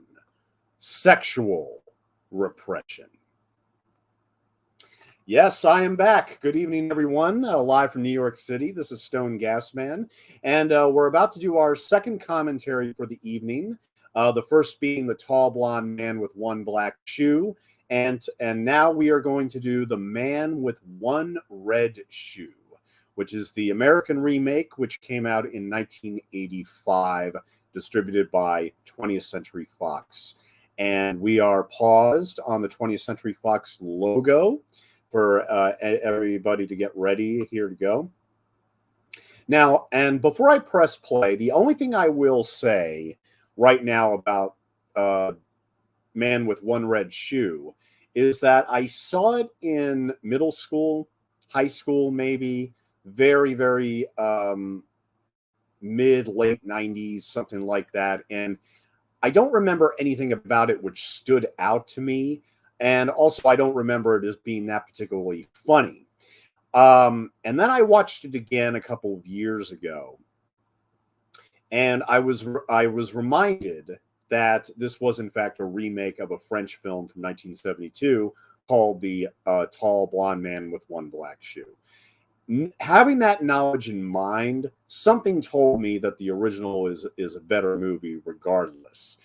But I wanted to do this film. I wanted to do a commentary on this film because, like a lot of films, this film is not only not available on Blu-ray, but it has no bonus features. This DVD of The Man with One Red Shoe has no bonus features whatsoever. But at any rate, and who knows if Disney is ever going to give this movie a Blu-ray release. Something tells me they won't. Although Disney put out Splash, and they gave that a proper Blu-ray treatment, so why not do it for Man with One Red Shoe? I mean, Tom Hanks has a history with Disney, but something tells me that's not going to happen. But anyway, let's go ahead and get started. Paused on the 20th Century Fox logo on the count of 3, 2, 1, and play. And yes, we are watching The Man with One Red Shoe, the American remake of The Tall Blonde Man with One Black Shoe. Want to get all the colors mixed up. And this film, this film borrows so much from the original that, they even use the exact same lines in terms of, well, I was about to choose a black man at the airport, but then I saw this guy with a red shoe on. So in the original, they say pretty much the same thing. Yeah, I saw this black guy, but then I saw this tall blonde guy with one black shoe, and I went with him. So it's like a little dodgy, but, both films do have that joke. And we start off coming out of basically Dabney Coleman in disguise here. Now, I gotta say, one of the things about this movie that let's put it this way, I can't say anything that's really negative about Man with One Red Shoe because, well, for a couple reasons. First and foremost, I love almost this entire cast. And I do think that they do their best with the material, which I think is rather thin, and it was, I think, a little dumbed down from the original movie. But there's a lot of great, funny people in this movie. And it's just kind of an odd animal that came out in the mid-1980s. And basically the studio was kind of hoping that audiences would not remember the French original in terms of watching this one. But this had a $16 million budget, and it only made barely over $8 million. So it was a bomb, needless to say, whereas the original was a hit. Original music by Thomas Newman. Thomas Newman is without a doubt my favorite composer of all time. Now, this is very early Thomas Newman, and I got to confess that I'm inclined to declare this as the worst Thomas Newman score I've ever heard in my life. But then again, it's not necessarily a terrible score, if that makes any sense. And I'm not backpedaling on that just because I love Thomas Newman so much as a composer. But like I said, just listen to the score on its own. Listen to it on YouTube. And I don't know. I find it too light, too lazy, a bit too. I don't know what it is about the Man with One Red Shoe score that rubs me the wrong way, even though it's from my favorite composer. I mean, in 1994, that's when Thomas Newman really exploded with his scores with Little Women and The Shawshank Redemption. But and here we have Laurie Singer, best known from Footloose, appearing in this film. Based upon the motion picture written by Francis Weber and Yves Robert. Screenplay by Robert Klein. Okay, now here's where we need to start things off, kick things off when it comes to the Man with One Red Shoe. Let's start with the screenwriter, the guy who decided to take the original script, change a few words of dialogue to Americanize the comedy, and this is what we came up with. I don't think it's that memorable. I think that this script is highly derivative of the original script. But let's go ahead and talk about Robert Klein. Now, he's best known for his early iconoclastic novels and for his screenplays for dark comedies such as Where's Papa and Weekend at Bernie's. Yes, he is the guy behind the Weekend at Bernie's movies, which I think the original is funny. I think the original is funny for what it is. It's not a film that I've particularly had any ambition to return to. But so he first rose to prominence with his debut novel, the acerbic comedy The Horse is Dead. His second novel, Where's Papa, was adapted by Klein into a feature film directed by Carl Reiner and starring George Segal. And for his screenplay, Klein received a Writers Guild of America Award nomination. His third novel was also adapted into a feature film, Fire Sale, in 1977, starring Alan Arkin. Klein went on to write screenplays for various films, including Man with One Red Shoe, National Lampoon's European Vacation, which is not my favorite vacation movie, and I'm a huge fan of the Griswolds and that series. But why Robert Klein felt the need to rewrite John Hughes at that time is absolutely beyond me.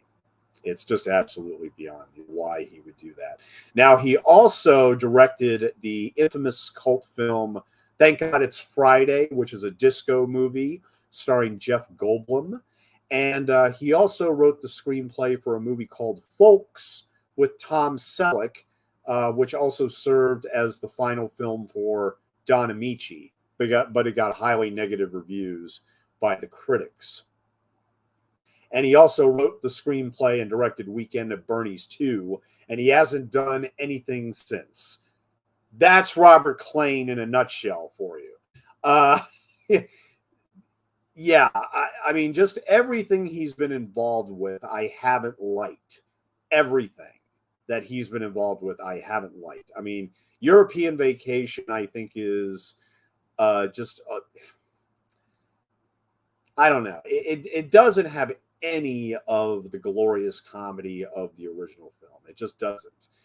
European Vacation is a massive, massive disappointment in my book. And, you know, as far as Weekend at Bernie's, which is probably his best work, I mean, it's not, it wouldn't show up on my top comedies of the 1980s. Neither would Man with One Red Shoe would be, for that matter. But, you know. And God, there's so many actors in this film we need to talk about. Because, yeah, I mean, Dabney, Coleman, and Garrett Graham, they just went in there.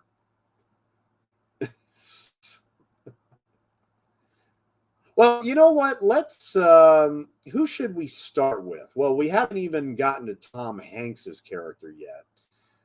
Let's start with Dabney Coleman. Now, I mean, like I said, yeah, we're going to dismiss Robert Klein. Look, the truth of the matter is, I don't think that his dialogue changes do any improvement for the film. And sure, it might have been more Americanized, but you watch the original and you think, well, why change that? I mean, could the horse joke have really, could the go horsey joke, would that have gone over well with American audiences? I mean,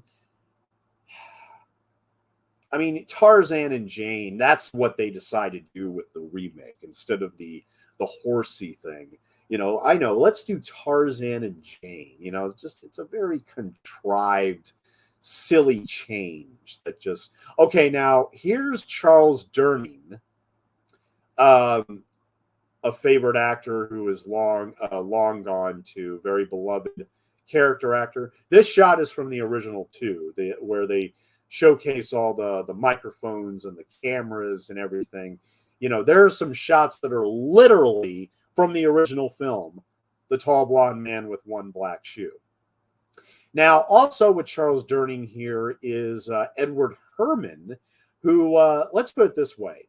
Up until I watched every single episode of Gilmore Girls where he plays the grandfather on that show, the only movie I'd ever watched Edward Herrmann in was Overboard, the Goldie Hawn movie where she plays her rich husband who just goes completely insane at the end of the movie, where he he thinks he's going to become captain of the yacht that he owns, and he starts turning the wheels and starts playing God on board the yacht that he owns and everything. But he passed away. There he is, wearing the hat and wearing the glasses right there. He passed away at the age of 71 in 2014. So sadly, he was not in the reunion of Gilmore Girls in a year in the life of the Gilmore Girls, which I believe was put on, I think it was HBO Max, which I thought was actually a more than appropriate finish for that entire series. But that's what Edward Herrmann will always be known, I think, to audiences as, is the grandfather from Gilmore Girls.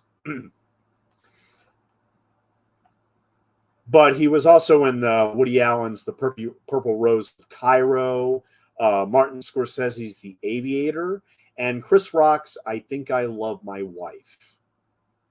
But he's still, he also was in The Paper Chase, The Great Waldo Pepper, The Cat's Meow, where he played William Randolph Hearst, directed by Peter Bogdanovich.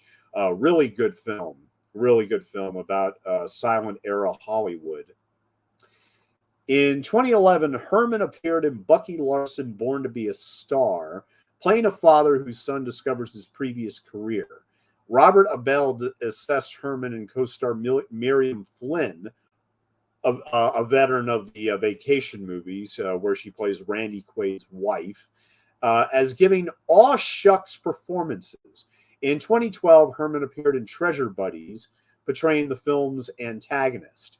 Herrmann took on the role due to the character being an English villain, allowing him to portray an antagonist with an accent, as well as being able to work with animals and make a film for children. Aww. The following year, Herrmann had a small role as a doctor in Are You Here? Herrmann's final appearance in a film was the remake of The Town That Dreaded Sundown. And yes, The Town That Dreaded Sundown is a film from director Charles B. Pierce. And in just a few weeks, I will be doing a 50th anniversary commentary for his film, The Legend of Boggy Creek, which will be on a Saturday night. And I will make it a double feature commentary with The Town That Dreaded Sundown. So that should be the first Saturday in October, when we kick off the horror month of 1972. That's what we're going to start with there. And there they are, all in disguises. I wouldn't be surprised if some of these actors had fun making the movie, but I think it's just a flat remake But I also think it's flat on its own. I mean, here we have the exact same sequence from the original, where they're sitting down, waiting at the airport for the person that they're going to basically brand a spy, just because one guy wants another guy's job in the CIA. Here again, just a flimsy plot, I think. Just a flimsy comedy plot, in my opinion.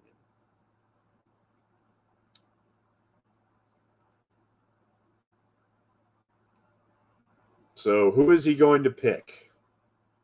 The rabbi? Brilliant. He ain't here for no bar mitzvah. No. The Sony softball team. Like Edward Herman just looking in the camera is funny. I mean, the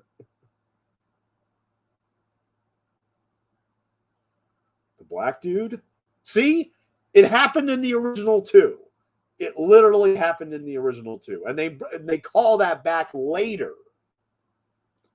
The nun with the shades. No, how about this guy with one red shoe? And yes, that is Tom Hanks, ladies and gentlemen, in his prime, in his mid-20s, if I'm not mistaken. Very, very, very young Tom Hanks. And this was right after Splash. This was, this was a film that he made right after Splash, which was the hit that made him a star. But he was also in Bachelor Party the same year in 1984. Now, in the 1980s, Tom Hanks, he was put in, several comedy roles. Some of them just didn't really work, I think, for either him or just not a good match for the material, essentially. But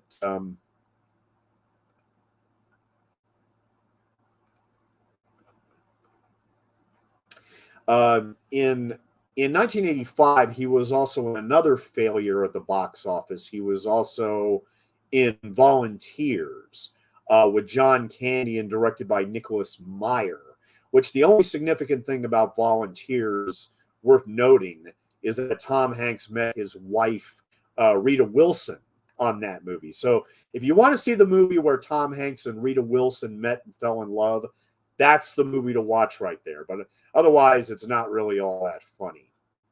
And after Volunteers, he made The Money Pit, which is a okay comedy that he made with Shelley Long. It's essentially a remake of Mr. Blandings Builds His Dream House from 1948 with Cary Grant. And then he was in the 1986 misfire called Nothing in Common, directed by Gary Marshall. And actually, I take that back. Nothing in Common did make money. It made about $32 million at the box office. But I think that was also helped because of Jackie Gleason starring opposite Tom Hanks. Now, if you remember in the original film, the tall blonde man with one black shoe, all of these slides were in black and white. So, yeah, there is one distinct difference. I mean, these were all, well, we do have a similar shot of the violin and everything. Now, okay. So after Nothing in Common, Tom Hanks did Dragnet, based on the television show. Now, I actually like Dragnet. I've actually always liked Dragnet. I think it's very funny with Dan Aykroyd doing Joe Friday and everything. And it's the one movie where Tom Hanks gets to rap. Yeah. And I like the rap. And he remembers every single word to that rap, which is pretty amazing. Then in 1988, he got his first Oscar nomination for Big. And that was really when Tom Hanks cemented his reputation as a very likable, very all-American leading man. But here in the 80s, he was kind of still finding his footing. And the thing is that, Man with One Red Shoe has its fans. It has its fans. I'm gonna call out to them and say, I'm glad you like this movie, but the thing is, I don't think it's a very memorable comedy, in my opinion. I don't think it has the flair or energy of the original French movie. In fact, I'm not even so sure it's better than the sequel to the original movie. But we'll find that out in a couple of years. But I have to say, after watching Man with One Red Shoe, maybe a couple more times than I would have preferred, it's not an unpleasant movie. It's not a completely unfunny movie. It's not a complete misfire. It does have its moments. But here again, I can't go much further than Leonard Maltin does in his video and movie guide, where he gave the movie 2 stars. The original he gave 3 stars to. This one he gave 2 stars to. And I just think it's one of Tom Hanks's weaker movies. Although, to be honest, let me just say, I would watch this movie any day over like the Da Vinci Code or either of its sequels. And there's probably a few others, like maybe Bonfire of the Vanities, or maybe Evan Almighty. Well, he was just an executive on that one. I mean, there's not many movies in Tom Hanks's filmography I would watch below Man with One Red Shoe. So yeah, the red shoe thing was all just a prank by James Belushi. Now that's another thing with Man with One Red Shoe that I need to address. I have never been a fan of James Belushi, aside from Trading Places, which, for an obnoxious train character that is only around for about 10 minutes, he does make me laugh in that one. Otherwise, I have not liked James Belushi in any movie, any TV show, anything that he has ever done. Let's put it this way. The last movie I watched with him in it was Wonder Wheel, directed by Woody Allen and starring Kate Winslet. And James Belushi has a supporting role in that. I wasn't impressed with James Belushi. And like I said, that was one of that only came out a few years ago. I mean, I have never liked James Belushi. I've never liked him in anything that I've ever watched, except for that small bit role in Trading Places. I don't like Red Heat. I don't like none of James Belushi's performances have ever make me laugh.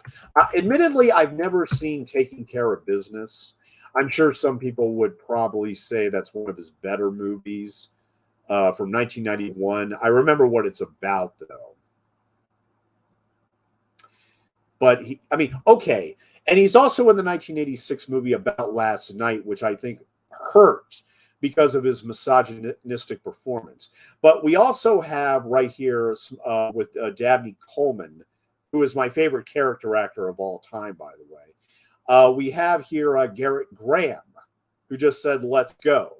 Now, Garrett Graham is in one of the funniest movies I've ever seen, starring Kurt Russell, called Used Cars, where he has a paranoia or a superstition about driving red cars. That's kind of like his character gag all throughout the whole thing.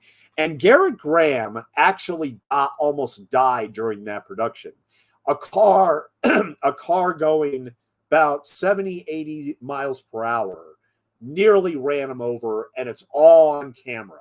It's all in the film.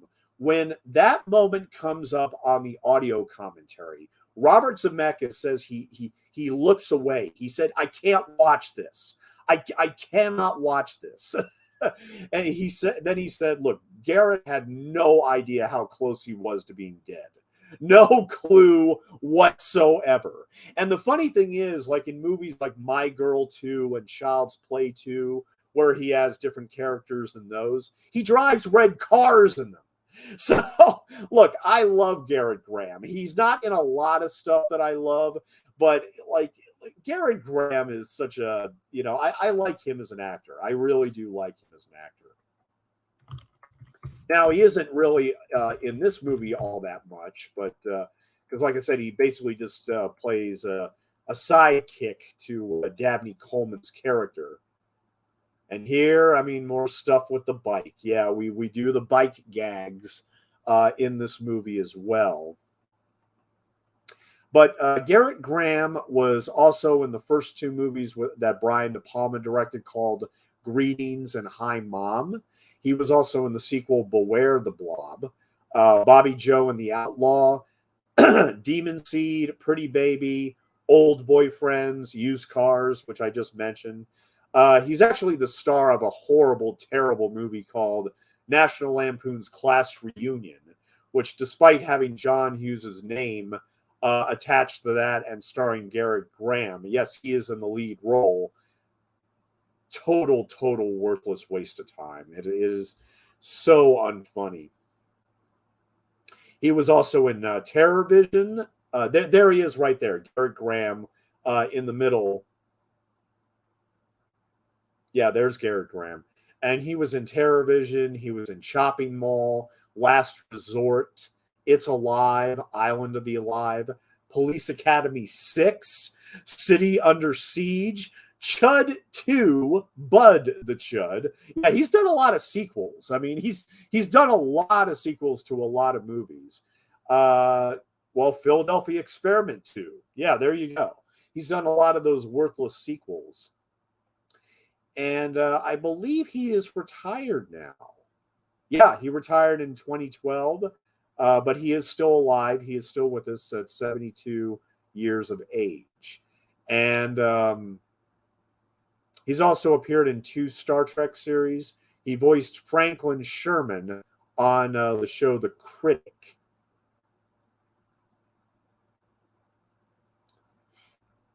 Now, Laurie Singer, pretty much the only thing that people know her from is Footloose, I think.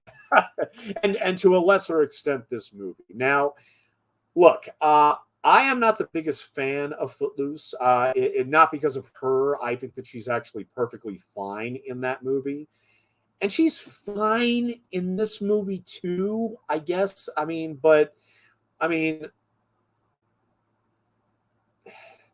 she does basically the same thing that the original actress does in the original French movie. She basically does the exact same thing. I mean, going down to wearing the exact same dress.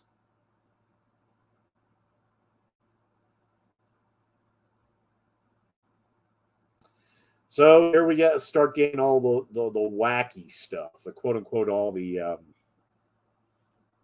wacky material that Robert Klein decided to put in this movie. I mean, the thing is, he still relies on the template. He still relies on the template that that Yves Robert and Francis Weber actually created. He adheres so closely to the original template that it just it really does border on pointlessness. Ironically, like the Footloose remake, it's adhering to the original so closely that it's like, well, if you've seen the original and if you like the original, you probably won't like this, even though there's a pretty cool cast in it. And like I said, I think the cast is what ultimately keeps this from being completely dismissible. I think this film is watchable. I think that it's rather average. It doesn't distinguish itself even among the other remakes of French comedies that were so prevalent at the time.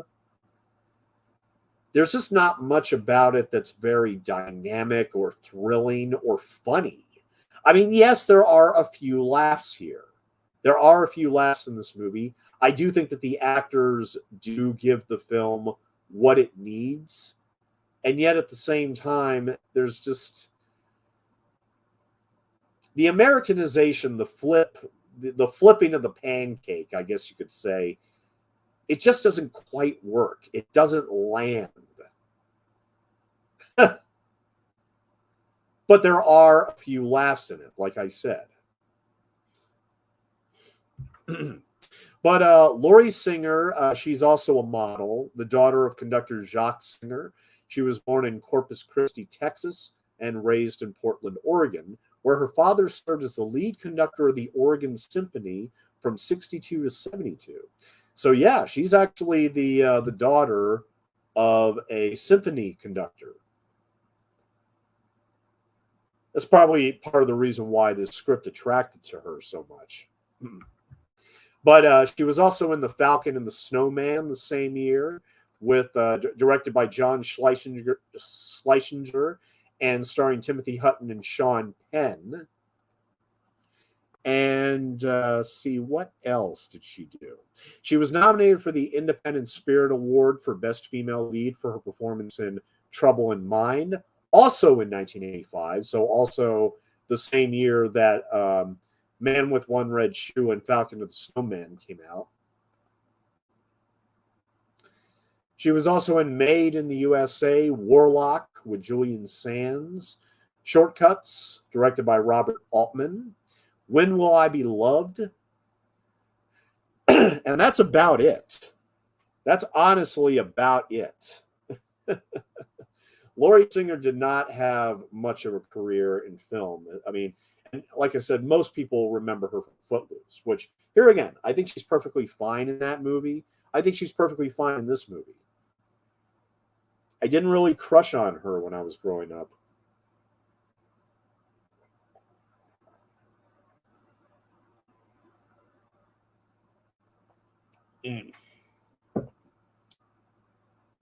And just to let everybody know, we are at the 29-minute mark, of The Man with One Red Shoe, where Tom Hanks has just come into his apartment. And who is standing there but Laurie Singer, 80s hair at its finest, wearing sunglasses.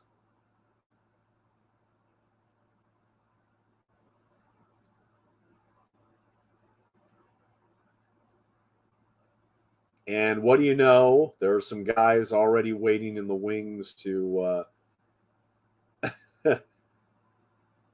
He doesn't go down. Okay, fine. Let's try another one. Another shot in the butt. And he still doesn't go down. Powers far beyond those of mortal men. Oh, now something's wrong. I mean, it only took 3 of those darts to actually knock him out. No, Mom, I'm not watching TV. I'm practicing. I mean, I don't know if it's just Tom Hanks's performance or whether it's Stan Dragotti's direction. And yeah, I think we should talk about the director now, because he hasn't directed many movies. He just hasn't directed many movies. But he passed away in 2018. His name is Stan Dragotti. He passed away in 2018 at the age of 85. And he only made 7 films.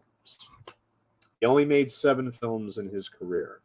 The first one he did actually came out in 1972, which I do intend on doing audio commentary on a little bit later in December. And that's for a movie called Dirty Little Billy, which is a revisionist Western film where Michael J. Pollard plays Billy Bonney. And yeah, that was a Columbia Pictures production, a tough and violent portrait of a psychopathic yet fresh-faced youth, the infamous Billy the Kid, in his grimy early days. So yeah, I'll be doing an audio commentary on that later on in the year. That was the very first film directed by Stan Dragotti. Now, his next film, his sophomore film, was a 76 film called McCoy. And actually, that was a television series. So he actually directed less movies than that. I thought that was a movie. Love at First Bite. Now, this is probably the movie he's known best for. Maybe Mr. Mom. He directed both Love at First Bite and Mr. Mom, which are both two very funny comedies, but they're also rather sitcom-y. And they don't... I mean, Love at First Bite is actually... It does have some good laughs in it. But if you want George Hamilton as the Count, you know, that's up to you. I prefer Mr. Mom. And even though Mr. Mom has a sitcom premise that has been done in everything from, you know, I Love Lucy to Friends, I mean, name what have you. But Mr. Mom, you know, it's a very slight movie, but at the same time, it has a good enough cast. It has enough laughs in it. And I love Michael Keaton. And I do love Michael Keaton. But Mr. Mom is a bit of a kind of a forgettable comedy that just doesn't have much more else to it aside from, okay, father needs to look after the kids while his wife goes to work. So, but after Mr. Mom, he directed The Man with One Red Shoe, which here again, it only made $8 million on a $16 million budget. So it only made 50% of its original budget, and a huge bomb for 20th Century Fox and the producers, sadly. The next film he directed, which was the 1989 film She's Out of Control, starring Tony Danza and Amy Dolenz and Catherine Hicks.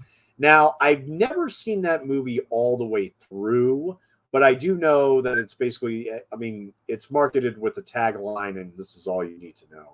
She was daddy's little girl. Now she's at that age when girls go wild, guys go crazy, and dads go nuts. The film was shot with the working title Daddy's Little Girl. So yeah, he directed that, which also bombed at the box office. It barely made its budget back at $12 million. And then finally, Stan Dragotti's very last movie was the 1991 comedy Necessary Roughness, which I haven't seen since 1991. Yeah, it's been over 30 years since I've seen Necessary Roughness. Now, like Mr. Mom, Necessary Roughness was actually a decent hit. It actually made $26 million on a $13 million budget. So it actually, being Stan Dragotti's final film, he actually went out with a modest hit with that movie. I don't remember anything about it, the fact that it was a football comedy, and the advertising for it was very much in the tradition of Major League from 1989, where, you know, we saw like a baseball, you know, with Cleveland Indians thing on it, wearing sunglasses and everything.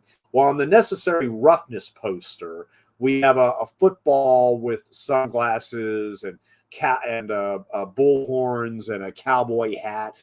You get the idea. You get the idea. And, you know, I think they were just trying to rip off the Major League advertising, probably. I mean, it came out only 2 years after Major League. So there you go. But yeah, that was Stan Dragotti's final film, Necessary Roughness. Now, here we have David L. Lander, who's also in Used Cars. So Garrett Graham and David L. Lander were both in Used Cars, directed by Robert Zemeckis and starring Kurt Russell. And wouldn't you know, I just lost my picture here. Well, that sucks. I thought this DVD was fine. All right, we're gonna have to pause your. We got a problem here. Let me just try to flip the DVD real quick. I don't know why it stopped. I didn't have any problems with the tall blonde man with one black shoe. I'll be sure to edit this entire portion out later, so make sure you're paused. See, the problem is I don't remember what timestamp I was at. That's the problem.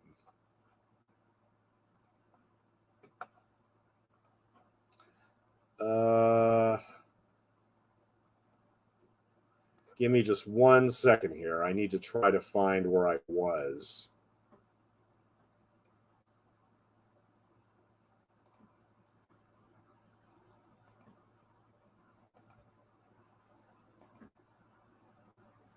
Let's see. Oh, yeah. We were just talking to Garrett Graham and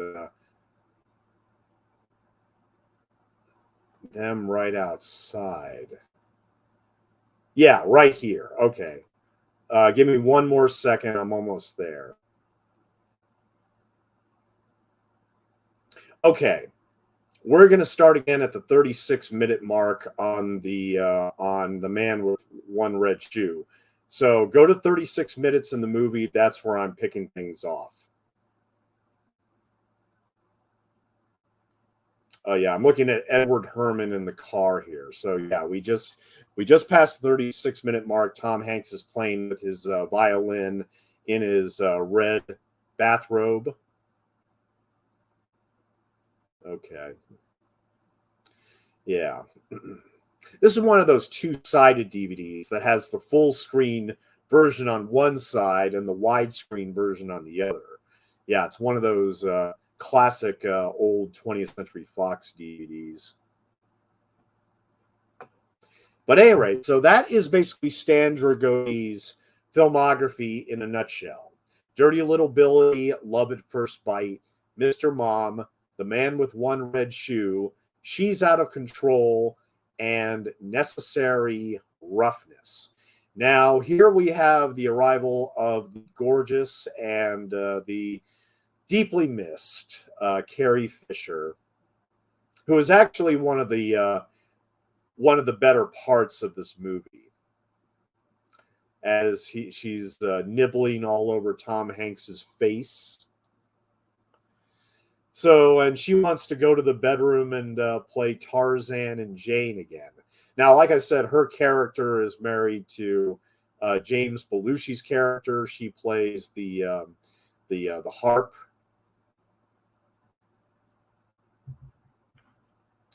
So yeah, and Stan Dragone passed away in 2018 at the age of 85. So he only made a handful of films. But look, I mean, Mr. Mom is fine. It's a pretty good little comedy, but it's for Stan Dragone, and Love at First Bite, that one as well. I mean, you can't really get any better than that. But now, a lot of people remember Carrie Fisher from this movie because she appears in this, this lovely, leopard underwear. When they think of Carrie Fisher from Return of the Jedi, they think of her as, Jabba the Hutt's, metal bikini, slave or whatever. And here she actually is in leopard underwear, which I guess I don't know if they were depending upon that to sell this movie and everything. I mean, look, Carrie Fisher was, gorgeous and talented, and we all miss her. But honestly, it's kind of frustrating that the only thing that she really does in this movie is walk around in her underwear. I mean, she doesn't really do much else other than that.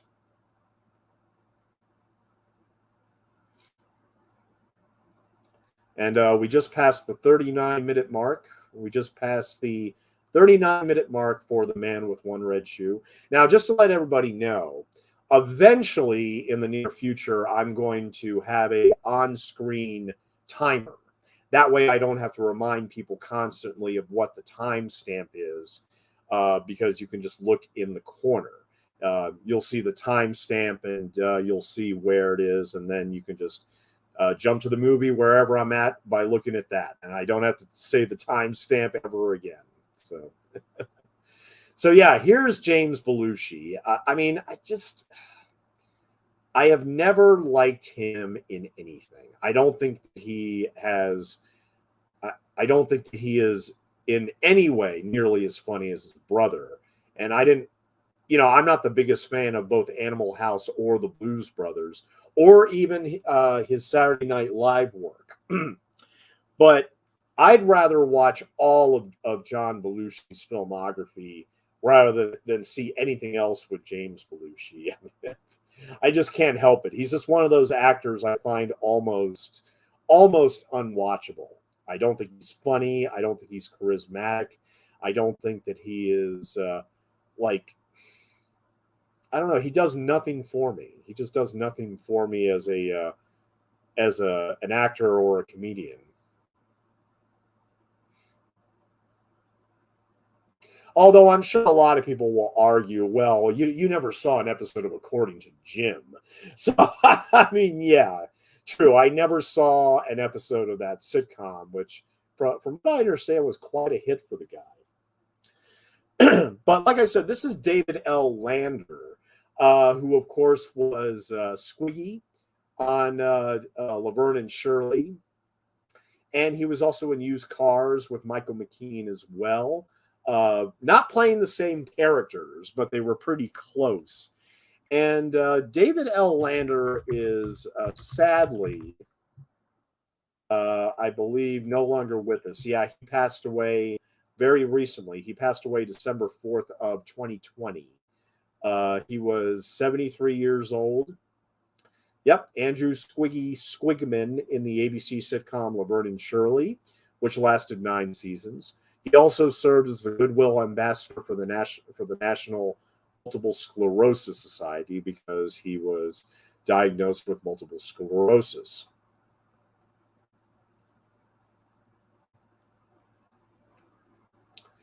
And Lander also appeared in numerous other television shows and movies, including The Bob Newhart Show, Barney Miller, Viva Valdez, Married with Children, Twin Peaks, On the Air, The Weird Al Show, Mad About You, Pacific Blue, and The Drew Carey Show. His film roles were more sparse but still memorable. These included the part of a minor league baseball radio announcer in the film A League of Their Own, which I was just about to mention here because Tom Hanks is playing baseball. That was perfect timing. Perfect timing. David L. Lander also was a bit part of the minister officiating the marriage ceremony in Say It Isn't So.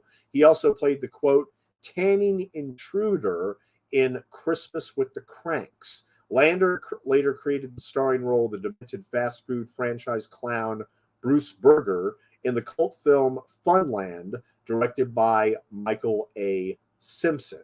His voice acting roles included dramatic reproduction of Elvis Presley quotations for the Pop Chronicles music documentary and the voice of Jerry Lewis in the Filmation series Will the Real Jerry Lewis Please Sit Down. He voiced, I gave that Eminem spin when that wasn't a thing in 1970. He voiced Doc Boy Arbuckle, the farm boy brother of John Arbuckle, in the most animated adaptations of the Garfield franchise. Later voice roles included The Big Bang, A Bug's Life, Tattooed Teenage Alien Fighters from Beverly Hills, Oswald, Titan A.E., Tom and Jerry the Movie, and the animated TV series Galaxy High as the six-armed Milo Divinus. In 2002, he reprised his role as Squiggy in the animated sitcom The Simpsons.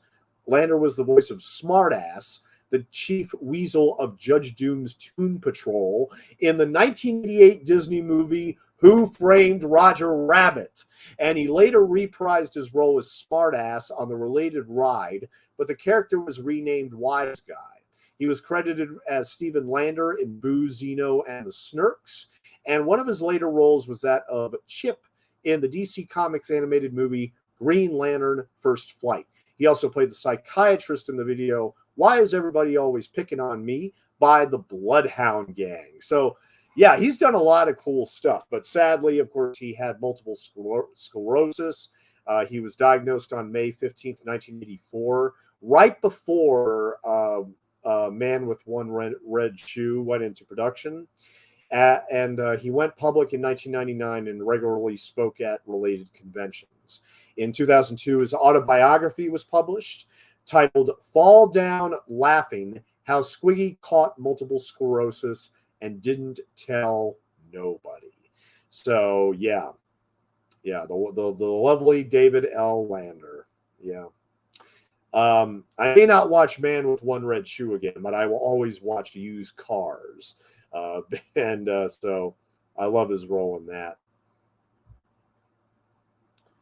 I mean, look, as far as 1980s babes are concerned, I mean, look, I mean, you could do far worse than Laurie Singer. You could do far worse. I think. I mean, with 1985, I think when a lot of people think of you know actresses and models at that time, they think of the woman from Weird Science.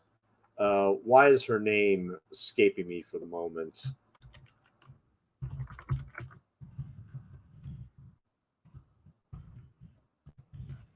I can't help it. I have to look it up because it's going to just kill me. Kelly LeBrock. Yeah, that's her name. And Phoebe Cates and, Daryl Hannah, who was Tom Hanks's co-star on Splash. Oh, by the way, anybody out in the chat, anybody listening tonight, thank you very much for coming. Anything you want to say on The Man with One Red Shoe, please say in the comment section, and I'll be sure to share it with everybody. Now, here we have the bubble scene, where he discovers that, of course, the shaving cream and everything, and he's about to flush the toilet a billion times as well. But yeah, like I said, this was all better executed in the original, I think. I mean, I think that Tom Hanks is very, very, very likable, as with most of the films that he does. And look, him blowing bubbles out of his mouth is just, I don't know, it's just not enough for me. I mean, you'd think that sounds like one of the funniest things ever, but I think this movie is cast really well, despite the fact that the material doesn't always translate. And yes, I'm using that term specifically for, obvious reasons.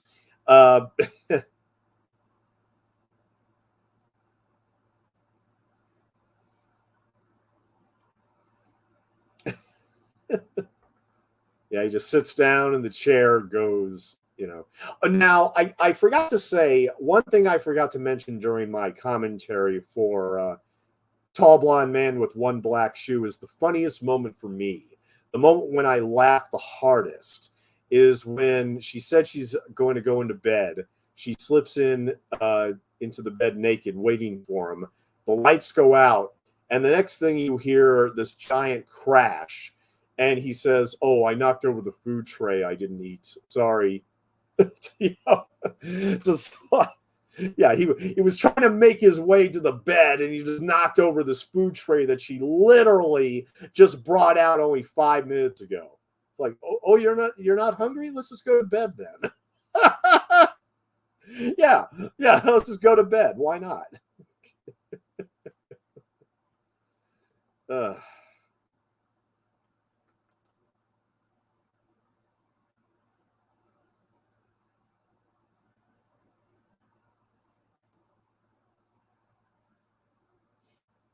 But I mean, there's not a lot of like really like actor sparks between Belushi and Hanks in these scenes. They're well cast, but here again, I just don't think they bounce off each other very well, or give each other like opportunities to look for comic inspiration, I guess you could say. It just looked like, I mean, yeah, we'll just say our lines and get the scene over with. But so Dabney Coleman, my favorite character actor of all time, right here speaking to Laurie Singer. He is in fact very much still with us. He was born on January 3rd, 1932. So he is 90 years old now. Although he's had some issues with his voice in the past 5-6 years, but he's in one of my all-time favorites, which I just got on Blu-ray, courtesy of Vinegar Syndrome, Cloak and Dagger, which is a Hitchcock movie basically that was made for young audiences, starring Henry Thomas, and Dabney Coleman had the a dual role of not only Henry Thomas's father, but also a super spy. So literally, in Cloak and Dagger, right before he made this, he was in fact a super spy, Jack Flack, an imaginary one, but still. And he was also in War Games, as a lot of people remember him. He played the guy, the government official in War Games.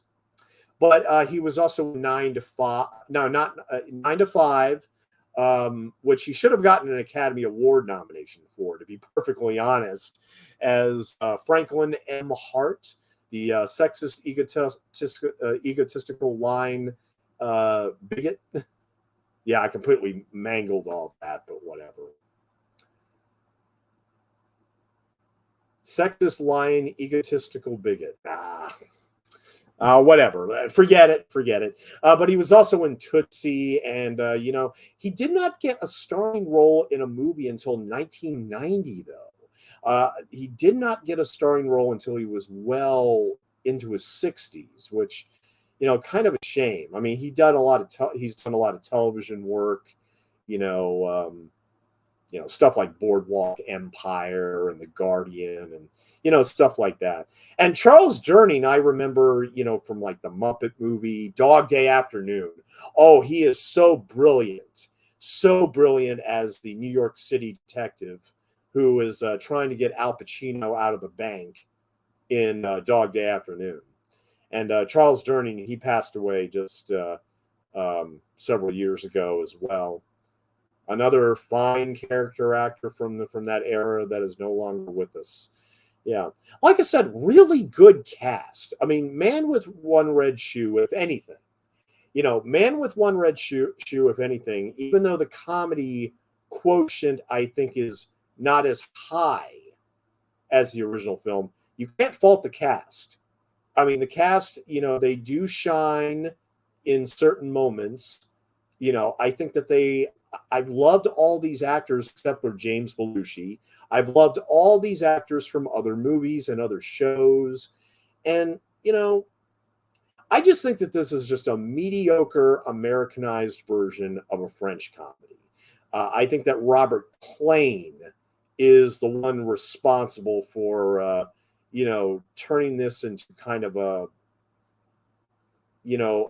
forgettable, if not unpleasant movie that just doesn't have much to it. The original had a good amount of laughs in it, and it didn't overstay its welcome at 89 minutes. This movie is 3 minutes longer, and it feels longer in many ways as well, even though we're only talking about 3 minutes here.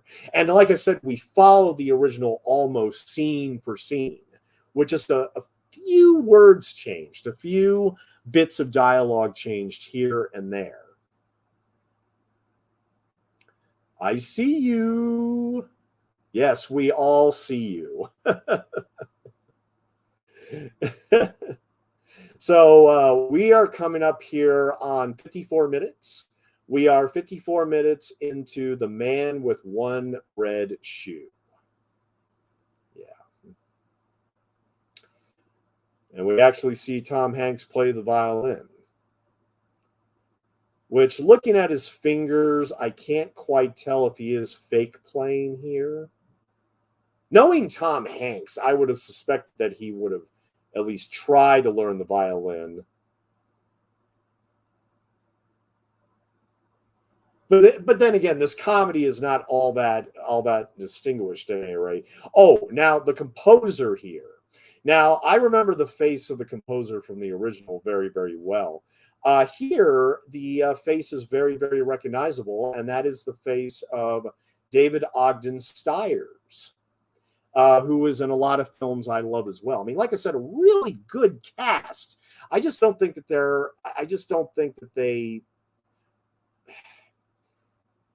it's a great cast. It's just not very funny.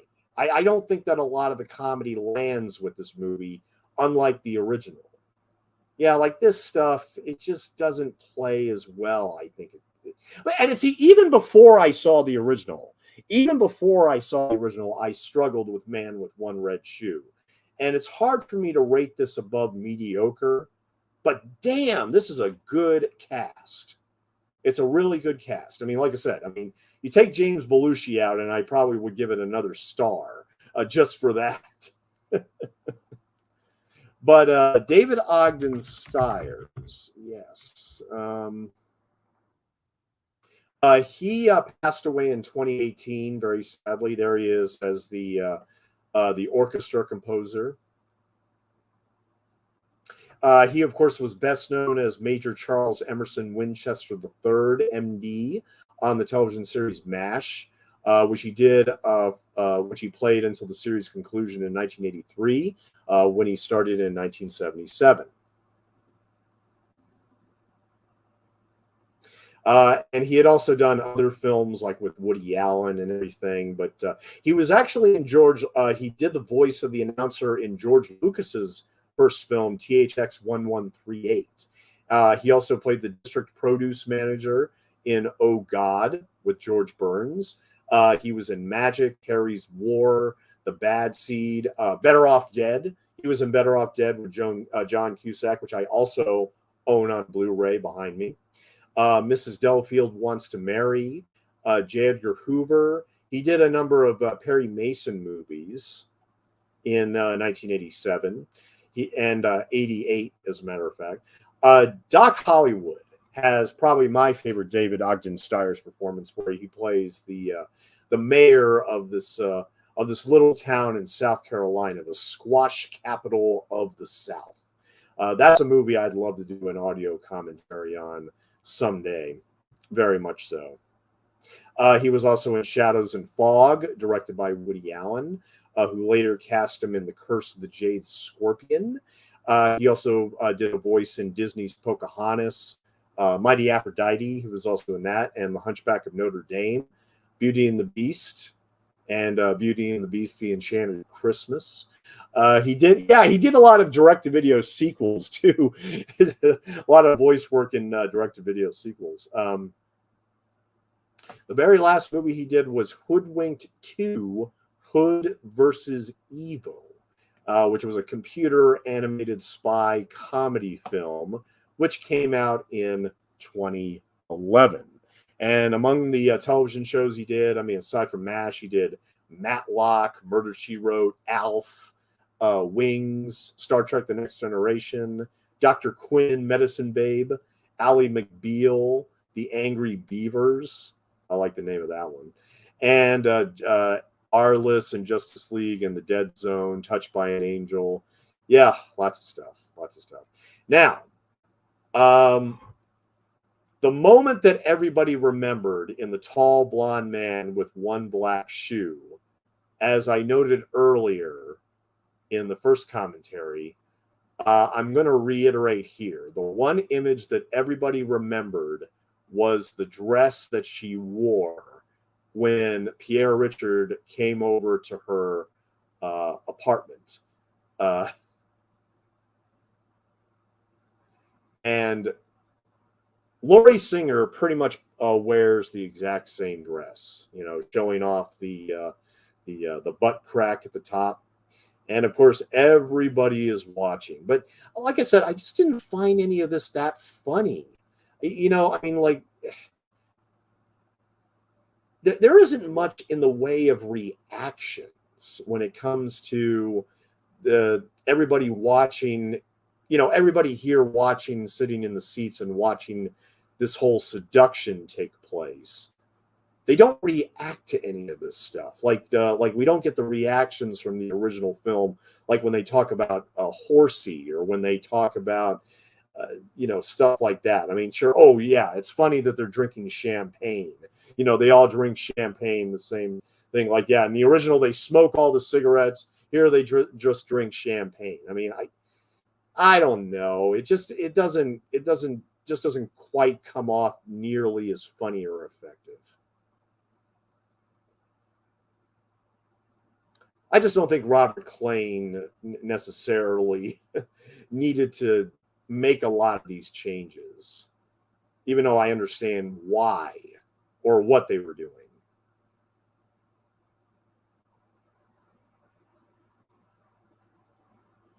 But it bombed in '85, so you can't say that that there was something off here.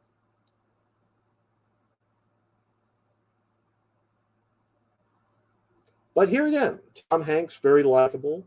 Laurie Singer, very, very sexy. Solid supporting cast like Charles Durning and Dabney Coleman and yeah, David Ogden Stiers. Oh, okay. And see, and here we have literally the exact same thing that happened in the French original as well, where she gets her hair caught on Tom Hanks's zipper. But here again, I think the line that Pierre Richard says in the original, where Tom Hanks doesn't say it here, is one of the funniest moments of the original, and it's not here at all. And that's when he's leading her to the bathroom with her hair being stuck on his zipper, and he says, "Wow, you have a lovely apartment here. You have a nice apartment." He's just like looking around, checking out all the other things and everything.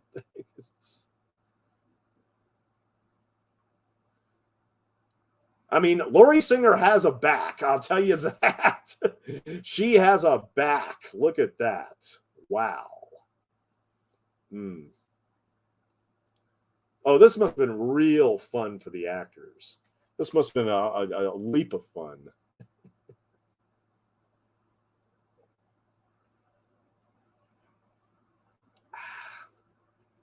So we are coming up on 1 hour and 2 minutes. 1 hour and 2 minutes into The Man with One Red Shoe. And we have approximately a half hour to go.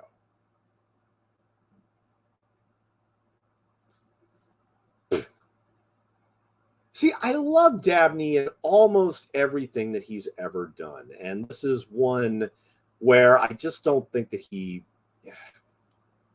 just doesn't bring enough to the table. Now, honestly, the thing is about Tom Hanks and Dabney Coleman, this wasn't the only film they did together.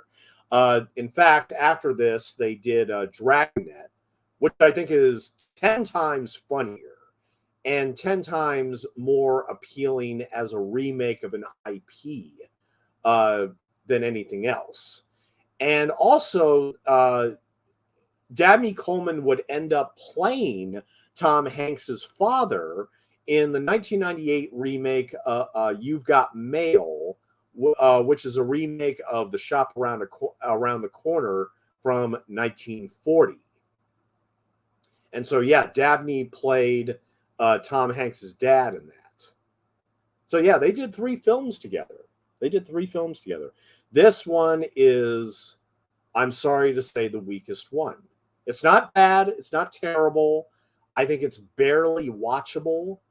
I think it is barely watchable, like I said, with sporadic laughs. I think this movie has sporadic laughs, especially when you compare it to the original. But I mean, look, Hanks can carry a movie. He can definitely carry a movie regardless. I just don't think this role was particularly well suited for him. And it's obvious that they were trying to figure out, okay, what other roles can we put him in?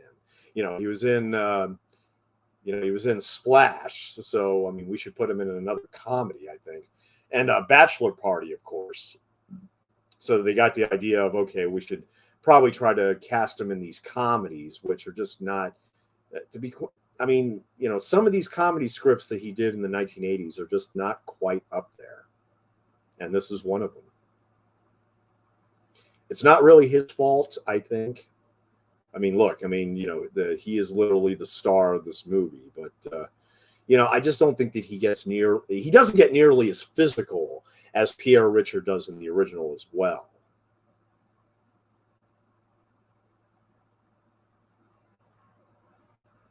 Garrett Graham.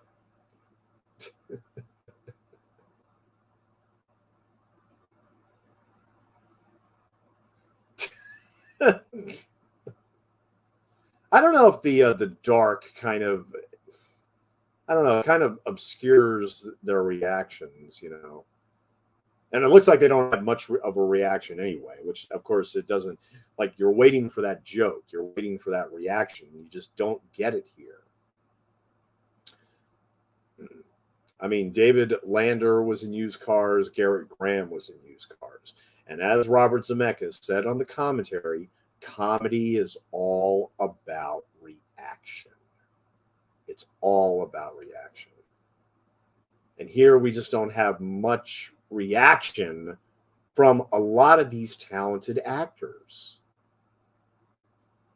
I would chalk that up to weakness in the direction, personally.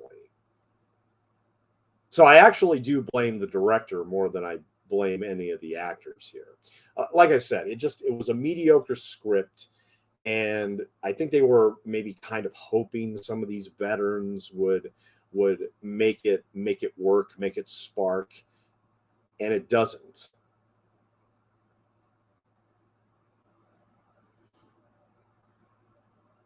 Even if Laurie Singer in that dress goes a long way, but here again, you can watch the original. Well, actually, you kind of can't. I mean, you're gonna have to dig for the original film, so you know you're kind of stuck with the man with one red shoe. But here again, I mean, look, I mean, American audiences, they're gonna prefer to watch this. And look, Tom Hanks's star power is probably the primary reason for that, which is completely understandable. Like I said, like, I mean, why would you want to watch a 50-year-old French movie with actors you've never heard of? Oh, but this one has like Dabney Coleman and then Tom Hanks and Laurie Singer and Garrett Graham. Oh, and Squiggy from Laverne and Shirley. So look, okay, yeah, this was made for an American audience. I don't know exactly what Francis Weber and Pierre Richard or any of those involved in the original, what their reaction was to this. I honestly can't shed any light on that. But yeah, here we have Edward Herrmann again.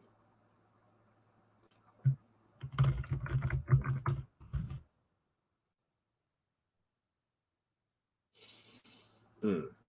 But if I ever met Francis Weber in person, I would ask him, hey, did you watch any of these American remakes that were made of all those films you wrote? You know, the only one he was involved in was My Father the Hero with Gerard Depardieu.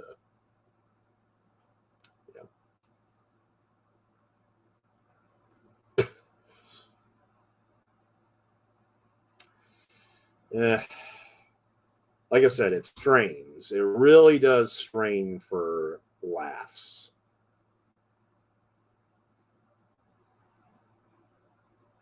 Do the actors try? Yeah, I think they try. I just think the script lets them down. That's all. Garrett Graham just showing up right behind Dabney there. He looks insane right there, man. He looks like a psychopathic killer or something.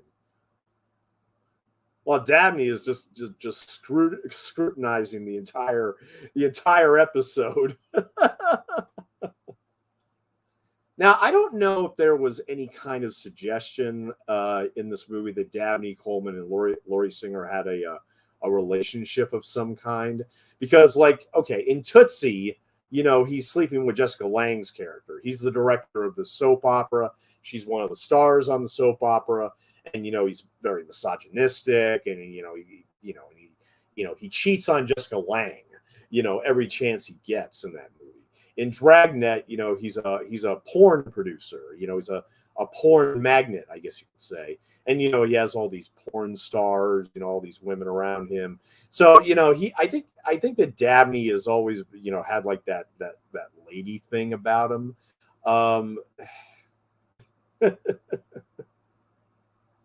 But I don't know for sure if his character was supposed to have any kind of prior relationship with Laurie Singer's. Oh yeah, like the first time I saw this with the sprinklers and everything. Oh yeah, isn't it funny that he's getting wet by all these sprinklers, like, and everything. Like, Okay, there are billionaires with eccentricities, but come on. Let's not go bananas here.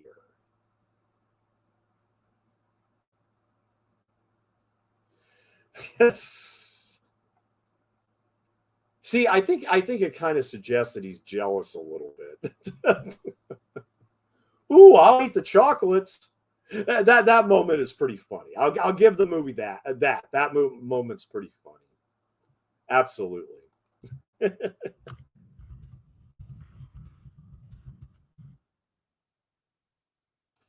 Let's see what else here. What else needs to be mentioned? Oh yeah, well, I mentioned Thomas Newman in the beginning. This is my favorite composer, and this is one of probably my least favorite score by him. I listened to it over the end credits, and I was just shaking my head. I thought, "Oh wow, this is for Thomas Newman. This isn't good. This isn't good." But the movie was shot by Richard H. Klein, who had shot a number of movies, including King Kong and The Andromeda Strain, Battle for the Planet of the Apes, Star Trek the Motion Picture. He also shot Body Heat, which we did a commentary on earlier today, or earlier this year, excuse me. Also Death Wish 2, Man, Woman, and Child, Breathless, Howard the Duck. He actually shot Howard the Duck right after Man with One Wet Red Shoe. Also, My Stepmother is an Alien, Double Impact with Jean-Claude Van Damme. And finally, his last movie that he shot was Beat Wally Sparks, starring Rodney Dangerfield. And here we have the beautiful Carrie Fisher again. And James Belushi again. All right, so we are now at the 1 hour and 12-minute mark, and I have to say, I think the last 20 minutes of this movie, I think the last 20 minutes of this movie really drags. I mean, this is when everything is supposed to wrap up, in a nice comedy bow, and everybody's happy, everybody, they survive this entire experience and everything. I don't know. This movie, the third act, it really does kind of fall apart. But you know what? I will say that as much as I really got onto James Belushi all throughout this commentary, he may have the funniest line of the movie. Now, sure, they used the line in the original movie, but yeah, I mean, it's like, okay. Oh!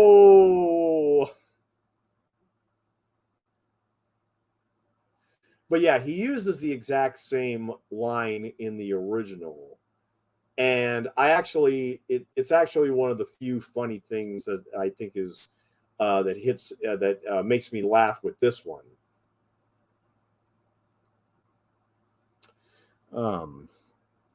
Let's see. Now, the film was produced by Victor Dre, who is also still with us. He's 75 years old, a Moroccan Franco-American nightclub owner, entrepreneur, and film producer. Dre rose to prominence in the 1980s, producing the movies The Woman in Red and Weekend at Bernie's, which Robert Klein had written. That makes perfect sense. But yeah, he also produced The Woman in Red, which is also like we said before, a American remake of a French movie, Pardon My Affair from 1977. Dre was born in Morocco to Jewish parents. He dropped out of school at 14 and moved to Paris, France, with his family. In 1968, he launched a ready-to-wear line called Vicodam, which featured velvet jeans. In 1974, Dre met Jacqueline Bisset on a flight from Los Angeles to Paris, and the two began a transatlantic relationship. Dre sold the fashion line and relocated to the United States to be with Bisset and began a new business flipping Beverly Hills mansions. In 1982, Dre and then girlfriend Kelly LeBrock. I just mentioned Weird Science earlier, and here we go with Kelly LeBrock. They traveled to Paris where they saw the movie Pardon My Affair. With the help of David Begelman, Dre produced a remake titled The Woman in Red, which was released in 1984, the year before Man with One Red Shoe. Based on that movie's success, Dre then produced a series of comedies, including this and Weekend at Bernie's. In 1985, Victor Dre Productions had set up a 2-year non-exclusive pact with MGM UA, whereas the first of the film projects were set up at the start of the fall of '85 and represent the directorial debut of actor Henry Winkler. But that did not quite happen. In 1993, Dre made the decision to open a restaurant where he felt he would be a more family-friendly career. He contracted French chef Claude Segal, who'd replaced Wolfgang Puck at the upscale restaurant Ma Maison in 1985. Again, the same year. With Segal, he opened the restaurant Dre's at 730 La Cienega Boulevard on Restaurant Row in Los Angeles. In 1995, Dre opened a second Dre's in Las Vegas. A couple years later, he started an after-hours club. That started everything, he said. In December 2013, he opened a steakhouse on Sunset Boulevard in Los Angeles called Rare by Dre's. And in March 2010, he opened Dre's Hollywood, a rooftop restaurant, pool, and nightclub at the W Hotel in Hollywood. In 1997, Dre opened Dre's restaurant on the Las Vegas Strip. 2 years later, Dre added a nightclub to the restaurant, rebranding it Dre's After Hours. In 2007, Dre took over La Bette at Wynn Las Vegas and rebranded it Trist. In 2012, Vegas 7's nightclub awards included Trist Best Place to Impress. In 2013, Trist placed number 8 in the top 100 nightclub and bar roster for Nightclub and Bar magazine. Dre also opened up a XS nightclub at Encore Las Vegas in 2008. In 2010, XS won Nightclub and Bar awards for New Club of the Year and Mega Club of the Year. In 2013, Nightclub Bar and Magazine awarded the XS the Mega Club of the... So the producer is obviously a very successful bar runner, bar and nightclub owner. Yeah. All right, let's... we only got like 15 minutes left here, I believe. Yeah, approximately 15 minutes left to go, where John Belushi is going to start seeing dead men, and he wants Tom Hanks to follow him into the bathroom so he can pee and everything. Like I said, not a Belushi fan, but this moment is actually pretty funny. Excuse me.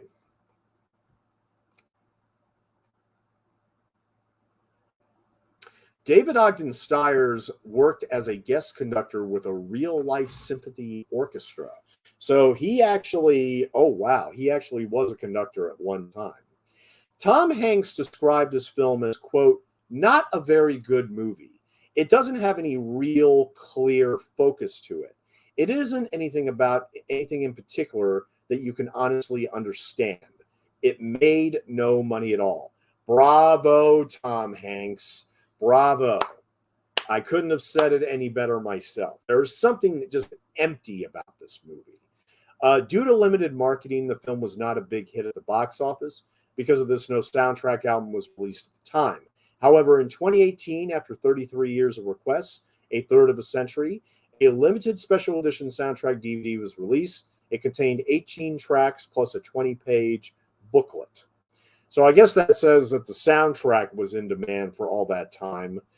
But like I said, not one of my favorite scores from Thomas Newman. The Central Intelligence game that Dabney Coleman and Charles Durning play on each other is loosely based on the comic strip Spy versus Spy. Garrett right behind Belushi right here. The music played by the orchestra when the conductor scolds Drew for interrupting his own composition is from Scheherazade by Rimsky-Korsakov. Random phrases of the former also appear during the tuning up section of the opening score. The musical love theme and composition that Tom Hanks plays throughout the film on the violin was written by Michael Masser. The cocaine in the opening sequence of the film is actually baking flour. I think we would have guessed that, but Cameo, Andy Armstead eating spaghetti on the sofa. 4 years after making this movie, Tom Hanks and Carrie Fisher co-starred as husband and wife in The Burbs. Oh, I forgot to mention that. Yeah, definitely. Let's see.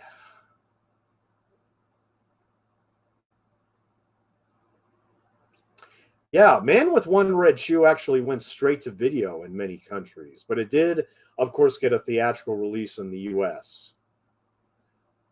Now, France, I cannot say, though. I wonder if anybody in France even knows about this movie. I wonder if they even know it exists.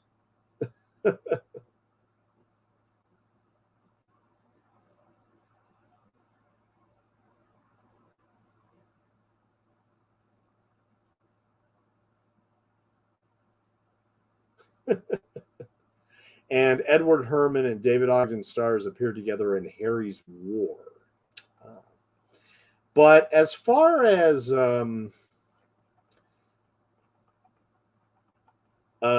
audience response for Man with One Red Shoe, I've said it before, it has its fans. It has its fans, and like I said, I have nothing but love and respect for them. I just don't really consider this film much more than mediocre. That is just my opinion. Now, on IMDb, we have very mixed reactions as well. 5 out of 10, one of the first films totally starred by Tom Hanks in a bemusing spy comedy. 5 out of 10, Spies Are Us. Incredibly funny, vastly underrated. Nice guy Tom Hanks induces some laughs, but the original is still better. Yes, I agree. Certainly watchable, but never laugh out loud funny. I agree with that as well. Great Sunday afternoon viewing. Great cast, but average movie. Absolutely agree with that.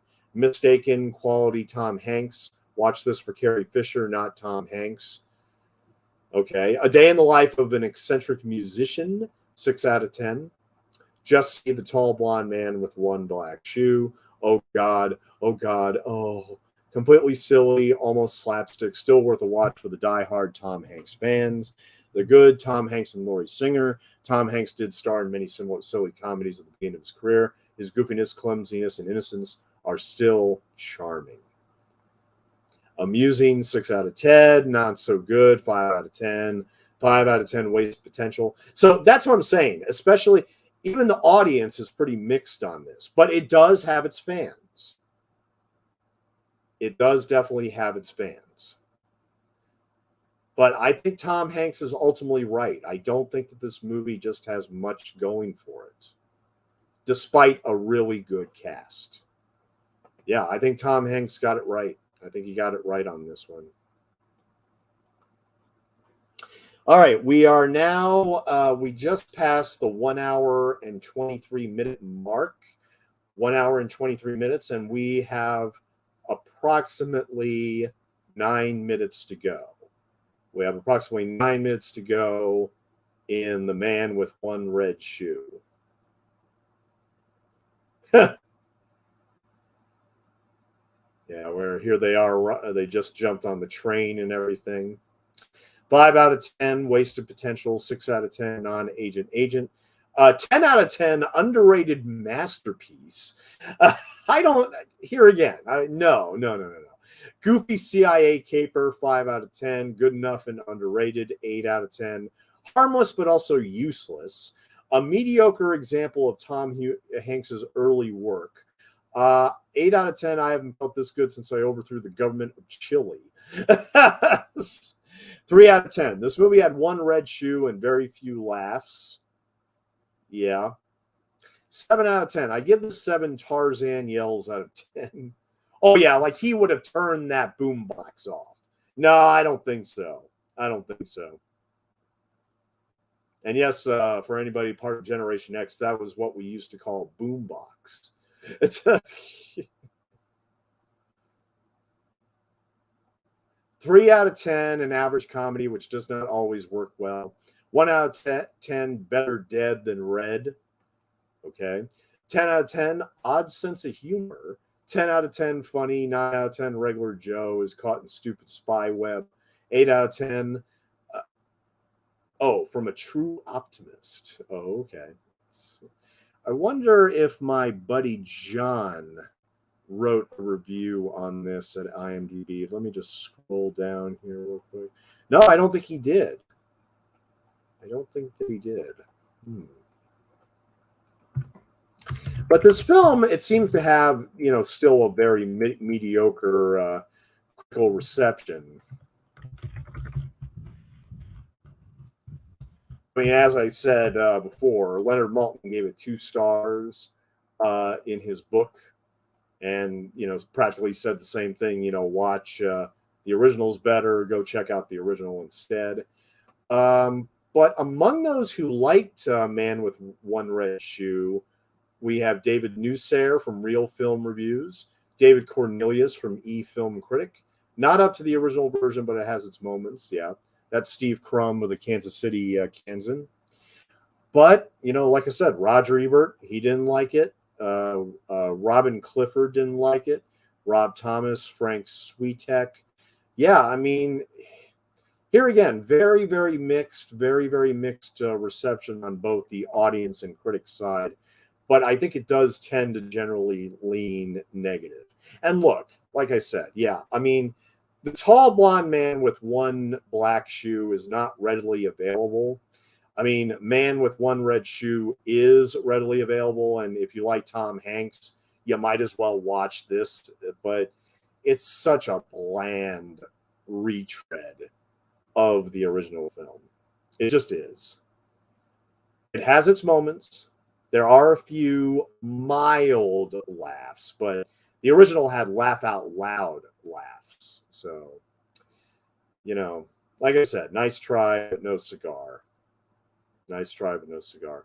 And of course, Carrie Fisher is going to go off with her husband, James Belushi, as they play Tarzan and Jane up in a tree.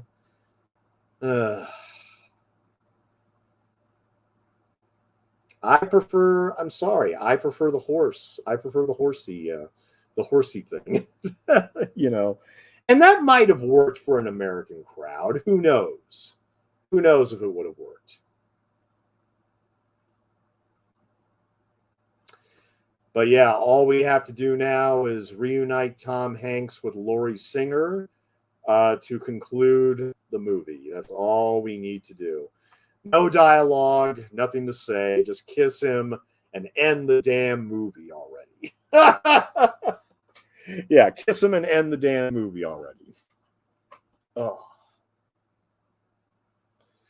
Charles Durning and Edward Herrmann, and here we have the final joke, courtesy of Robert Klein, where Edward Herrmann gets on the helicopter and says to Charles Durning, "Well, you're not working for the CIA any longer, so bye."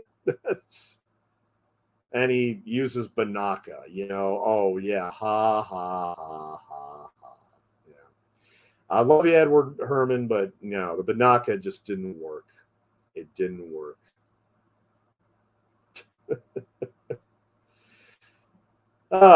So that, ladies and gentlemen, is the Man with One Red Shoe. Now, I'm pretty tired, so I'm going to go ahead and call it quits for the commentary tonight. Anybody that stuck around, thank you for coming. You all have a wonderful evening. And I will be back tomorrow night at 9 p.m. for an audio commentary, 50th anniversary, for The Discreet Charm of the Bourgeoisie. See you all then. Have a great evening.